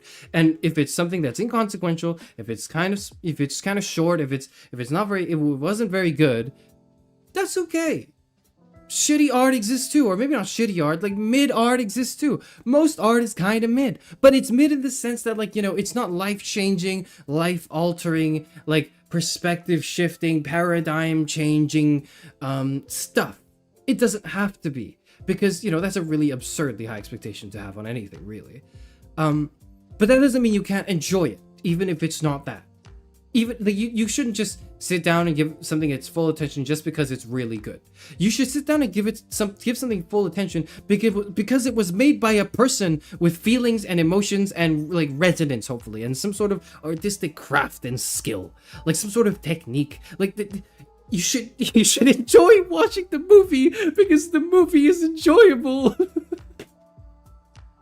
I said to my grandkid, who kind of just like nodded his head and went like, "Okay, Grandpa, let's get you to bed now." I was like, I can't, I'm dying. How is this not? And above all, right, I don't hate my grandkid. I don't think like my grandkid is a horrible, like, deeply evil person for watching like YouTube video summaries of movies. No, on the contrary, I think he's a victim, because he's like a kid, right? I feel like he's a victim of the current present circumstances that plague our world today, in being tricked into thinking, wow, if I can consume, the operative word is consume. If I can consume this thing in 10 minutes, it's way better than if it took me 2 hours to consume it. So I'm going to spend 10 minutes consuming it. Why not? That's the rational choice.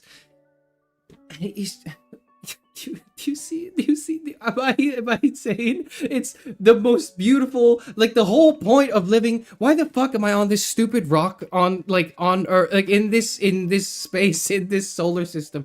Why am I on this stupid rock dealing with this bullshit, like, housing market and all these dumbass fuckery people around me who are making the worst decisions every day of my life, and that I have to fix, and I have to deal with, like, a bunch of problems that were never my own in the first place? What's the point of all of that? Why am I suffering so much? The point of my, like, the whole why I'm suffering is because I get to experience art. Okay, it's because, like, I get to sit down and watch a movie. It's because I get to, like, read a poem and go like, holy shit, that was really good. It's because I get to, like, sit down and play Denzel Curry's Walking and go like, what a fucking jam.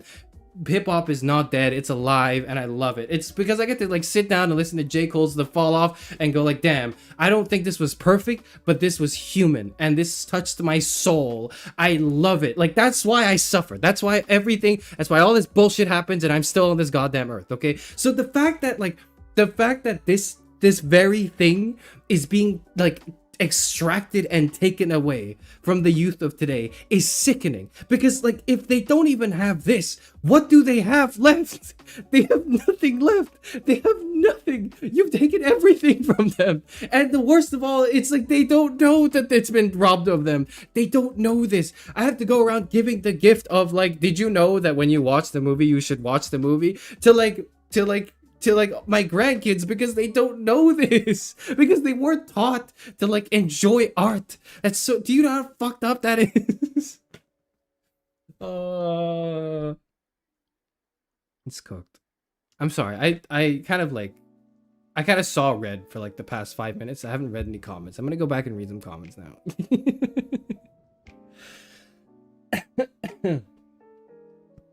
Oh. It's like you were talking to an alien disguised as a human, but he's not wrong. Like, it's not even, yeah, okay, I don't know if I like that comparison, because it's like, because it implies that, like, we're innately different stuff. I don't think that's true. I think we're the same stuff. Okay, my phone died. I think I think that's a signal to end stream. My phone just died.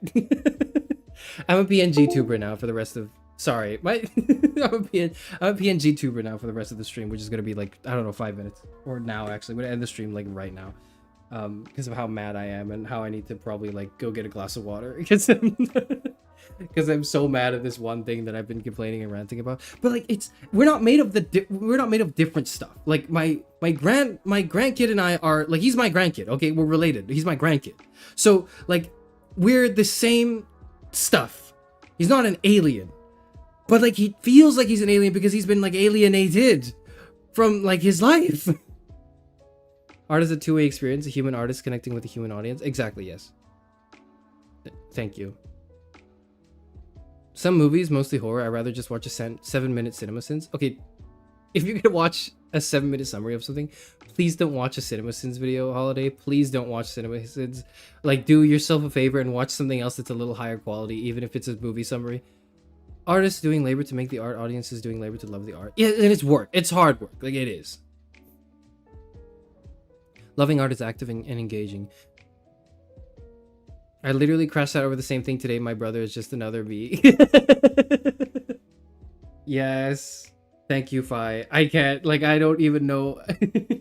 I don't know how many times I can express this.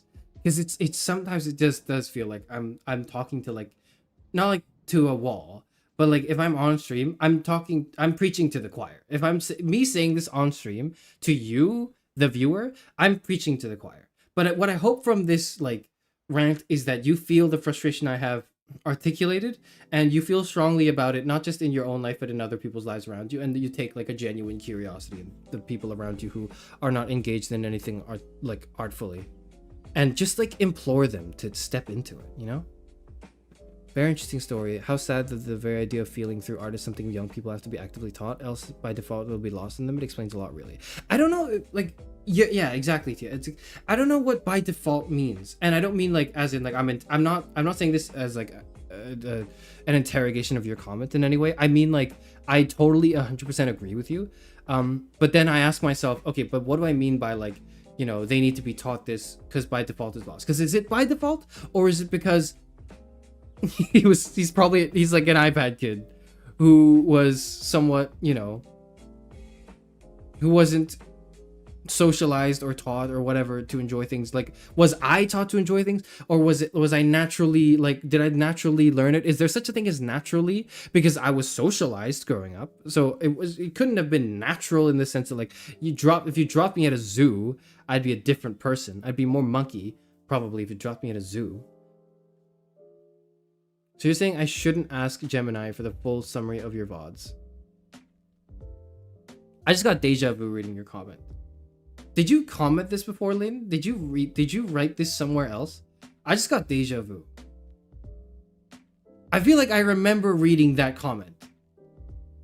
Did you said this again, right? You're my head hurts now. If he watches the summary, he has more time to talk with his friends, though. That's literally the same. Unironically, I know you're joking. I know, Kingwin, you're probably joking. But some people actually unironically believe this, so I need to be like, no. Like, if you watch the summary, if you watch the summary, don't you have more time to talk to your friends? If you watch the summary, you'll have less shit to talk about, first of all. Second of all, you're doing the same, like, quantitative comparison of like, okay, now I have more thing, and objectively more thing is better than less thing, which is like the current plague upon society. Yes, I despise the present day stripping down of everything emotional and spiritual into commodities. You're reflecting the contents of my own soul right now. I hope you know that, down to they don't know they've been robbed. It's so fucked up, Tia. And I guess that's why I'm here, I guess. I heard that. Shut up, Zero. No, you did.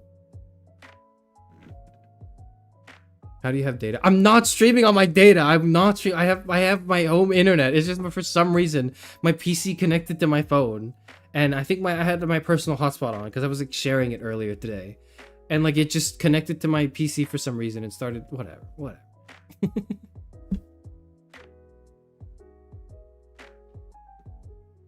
I have not been streaming on phone data. I have literally not been. It was only for like 2 minutes, okay? When I was trying to figure out what was wrong. Moral of today's ravings: the optimal vehicle to experience the Stanley Parable is a video essay rather than playing it. Fuck. I will literally hold your hand as you play the Stanley Parable to ensure that you cannot use that hand to like start poking at your phone the moment the narrator goes on like a spiel or a tangent on something, and you go, this guy's boring. I'm gonna take a quick TikTok break. Like, I will tie your hands together. I will tie one of your hands together and then your other hand to your mouse, so you can't do that. Unless you're also an alien. I might be, but if I'm an alien, if I'm an external observer, I'm doing this shit better than 90% of the people who are internal observers. I'm just saying. Okay? If I were an alien, I'm doing a way better job of being a human than most other humans. You guys are getting mega skill gapped by me if that were the case. I think you've summarized how I feel about art and why I feel like the adoption of AI for art is so disgusting. Yeah, and it's like, it's not, you know, it's that. It's everything I've said. I'm not going to repeat myself. It's that. You probably saw Lynn make that comment in your dreams. I hope not. How much data do you have? I think I have like 20 gigabytes a month or something, or like 30. I don't ever use them all. I've never had to use them all.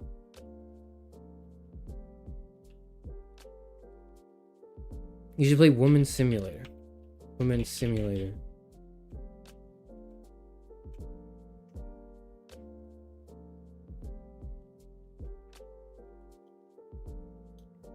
Experienced life as a woman, cleaning, cooking, laundry, and no time to rest. Full immersion into the world of everyday chaos. Why is it that if I'm a woman, I have to start doing all the chores? What's going on? I thought, like, if I were a woman, I could just go do everything I would regularly do, except, like, I'm a woman and occasionally I'll get catcalled on the streets, but other than that, it's like life is the same as usual, and sometimes occasionally I might have to fear for my life. If I go out past, like, 8 p.m. What? Don't play it, it's garbage. It looks not good. Like, it looks... Release date Q2 2026.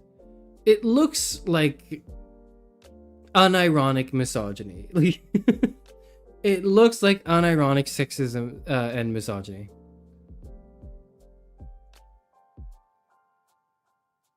Like, I don't even think it would be funny as a bit, unfortunately. I promise you, if you don't stop rising to the occasion, neither will I. And we'll do all we can about these issues together in Acts 2. Yeah, we will. Yeah, we will. It's just a little tiring because it's like, God, what if my art is shit? What if my art is absolutely abysmal and terrible, and, like, you know, my one shot at telling people to experience art as a person is undermined by like how bad my art is, you know? Like, imagine if, like, Anthony Fantano dropped, like, his new album and he sang in it or, like, rapped in it and he was just absolutely terrible and miserable at it.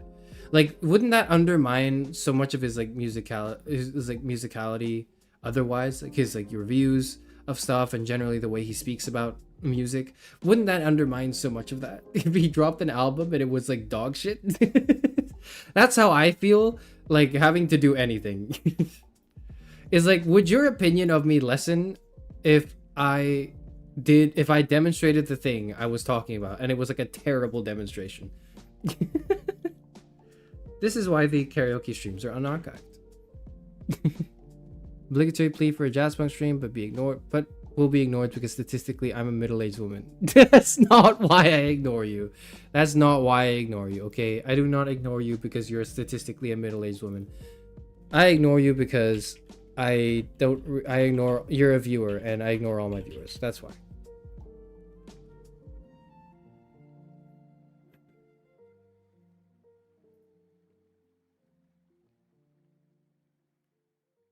It's not on sale at the moment. Remind me when it's on sale. Thank you. But I do think the attempt to create art in and of itself is something worth paying attention to. Oh yeah, absolutely. You played Spiritfarer? It's actually one of the best games about dying immortality. I have not, and I know that's what it's about, and I intend to play it at some point. I have the game. I have Spiritfarer Farewell Edition. I have this. It's been recommended to me by a friend. I bought it like last year.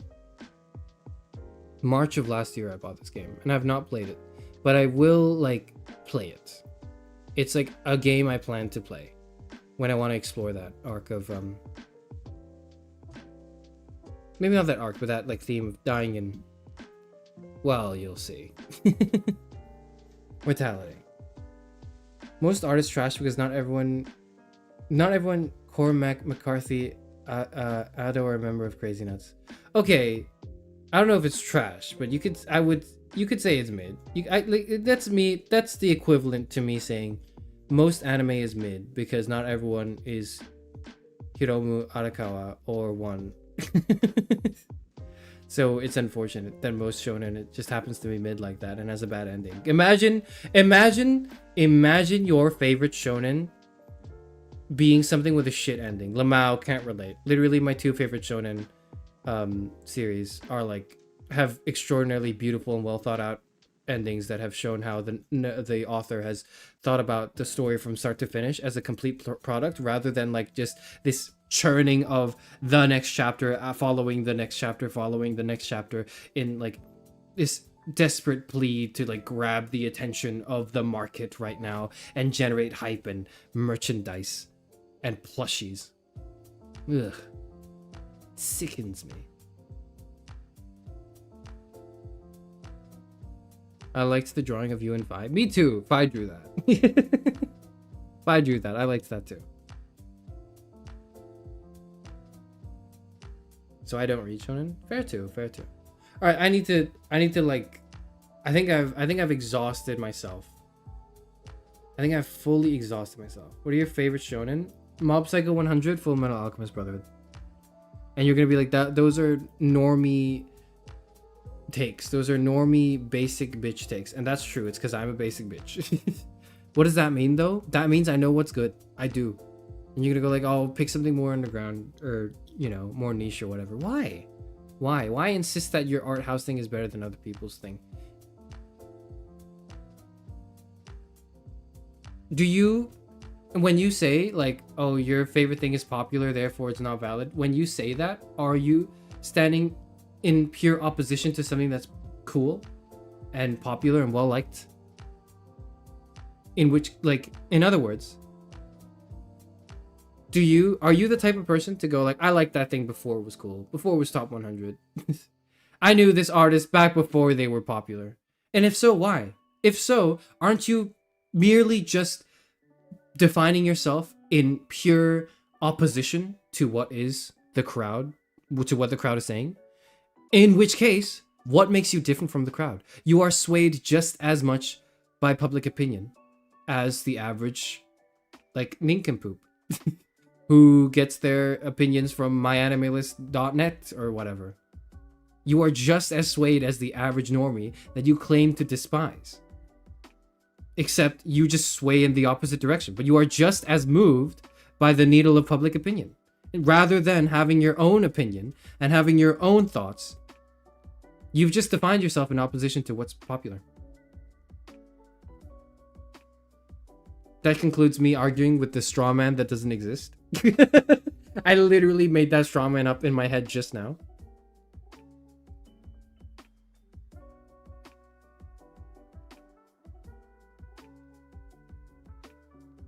Because it is. My favorite anime isn't self-improvement slop.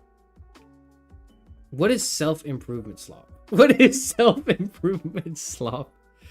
It's like, is it like saying like, that's the same. You know what? That's giving, it's inspiring slop. It's inspire slop. Actually, that's fun slop. That's quality slop. You only like this video game because it's good.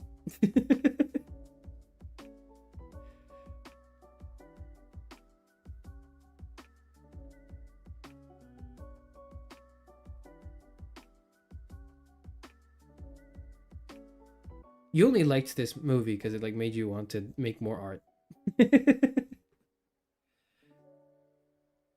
My favorite anime isn't misogyny slop. Zero, you're a lesbian. It doesn't like, that goes without saying, I think.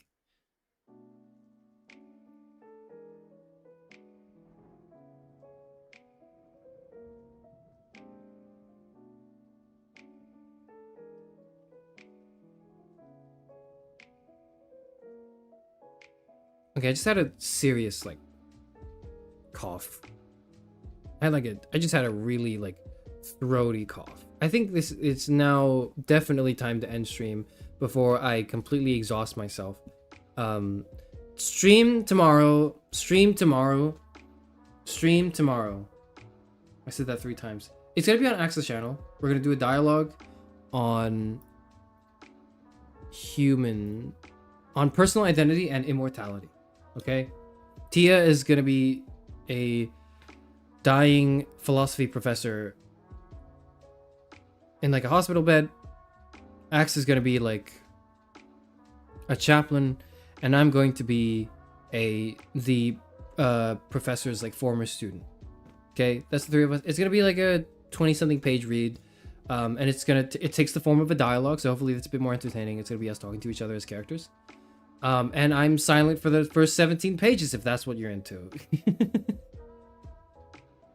That's happening tomorrow, and it is on Axe's channel. You know where Axe's channel is because you know who Axe is. Because if you're watching me, you know who Axion is. If you don't know who Axion is, he's one of the other members of Philosophy alongside Tia there, who was here in chat today.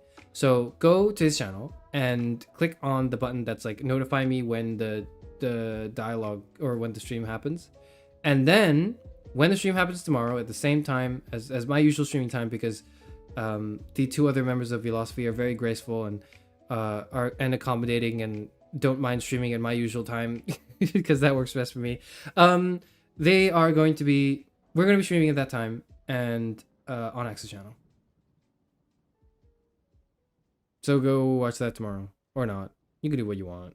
I don't care. I do care. I care. I actually care. You should expose yourself to art. You should do that. He's also streaming in 10 minutes. Okay, yeah, I'm sorry. I can't make it to another 10 minutes. I'm actually, like, my throat kind of hurts. I'm sorry. So I can't raid into him. But, like, you know, he's also streaming in 10 minutes. Go watch that, I guess. I need to get some water and, like, I need to rest my head for a second. I'm feeling pretty lightheaded, actually. Goodbye. Get out of here. Get out of here. Goodbye. Go away. You can, like, raid if you want. I'll link his thing. Fuck it. I'll link his thing. It hasn't started yet, but I'm just gonna link his thing. What is he playing? What does it mean to be human? Replaced.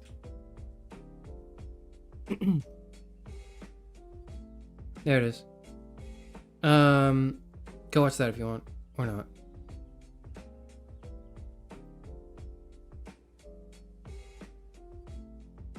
Goodbye, get out of here.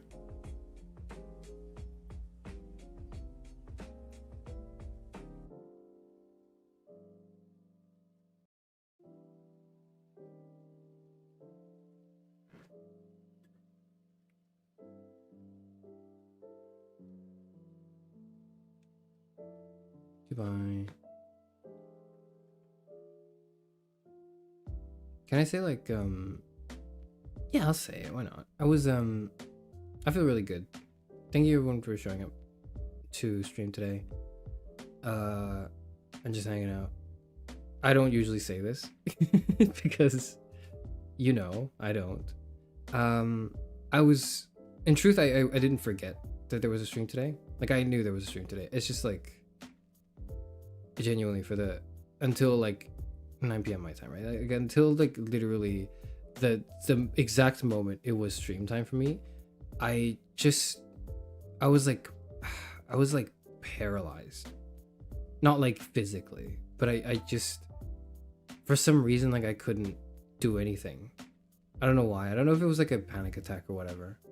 I don't think I was panicking. I don't know what it was, but like it's probably like a combination of you know what, I can probably guess why I'm feeling this way. But like I was gonna cancel stream. I was gonna move it because I was like, so for some reason I felt really nervous. And I was like, I shouldn't do this. It's not worth it. I'm not doing this. Fuck this. I'm deleting my whole channel. I'm going away. And then like, you know, and then the time rolled up and I was like, okay, am I streaming today or not? Am I gonna stream today or not? I'm gonna stream today or not. If I don't stream today, I'm gonna like move it to another date. Why? What's the point? What am I gonna do? If I delay my stream and like, you know, stream in like 2 days or something, then I'm just gonna spend the rest of the evening like doing nothing.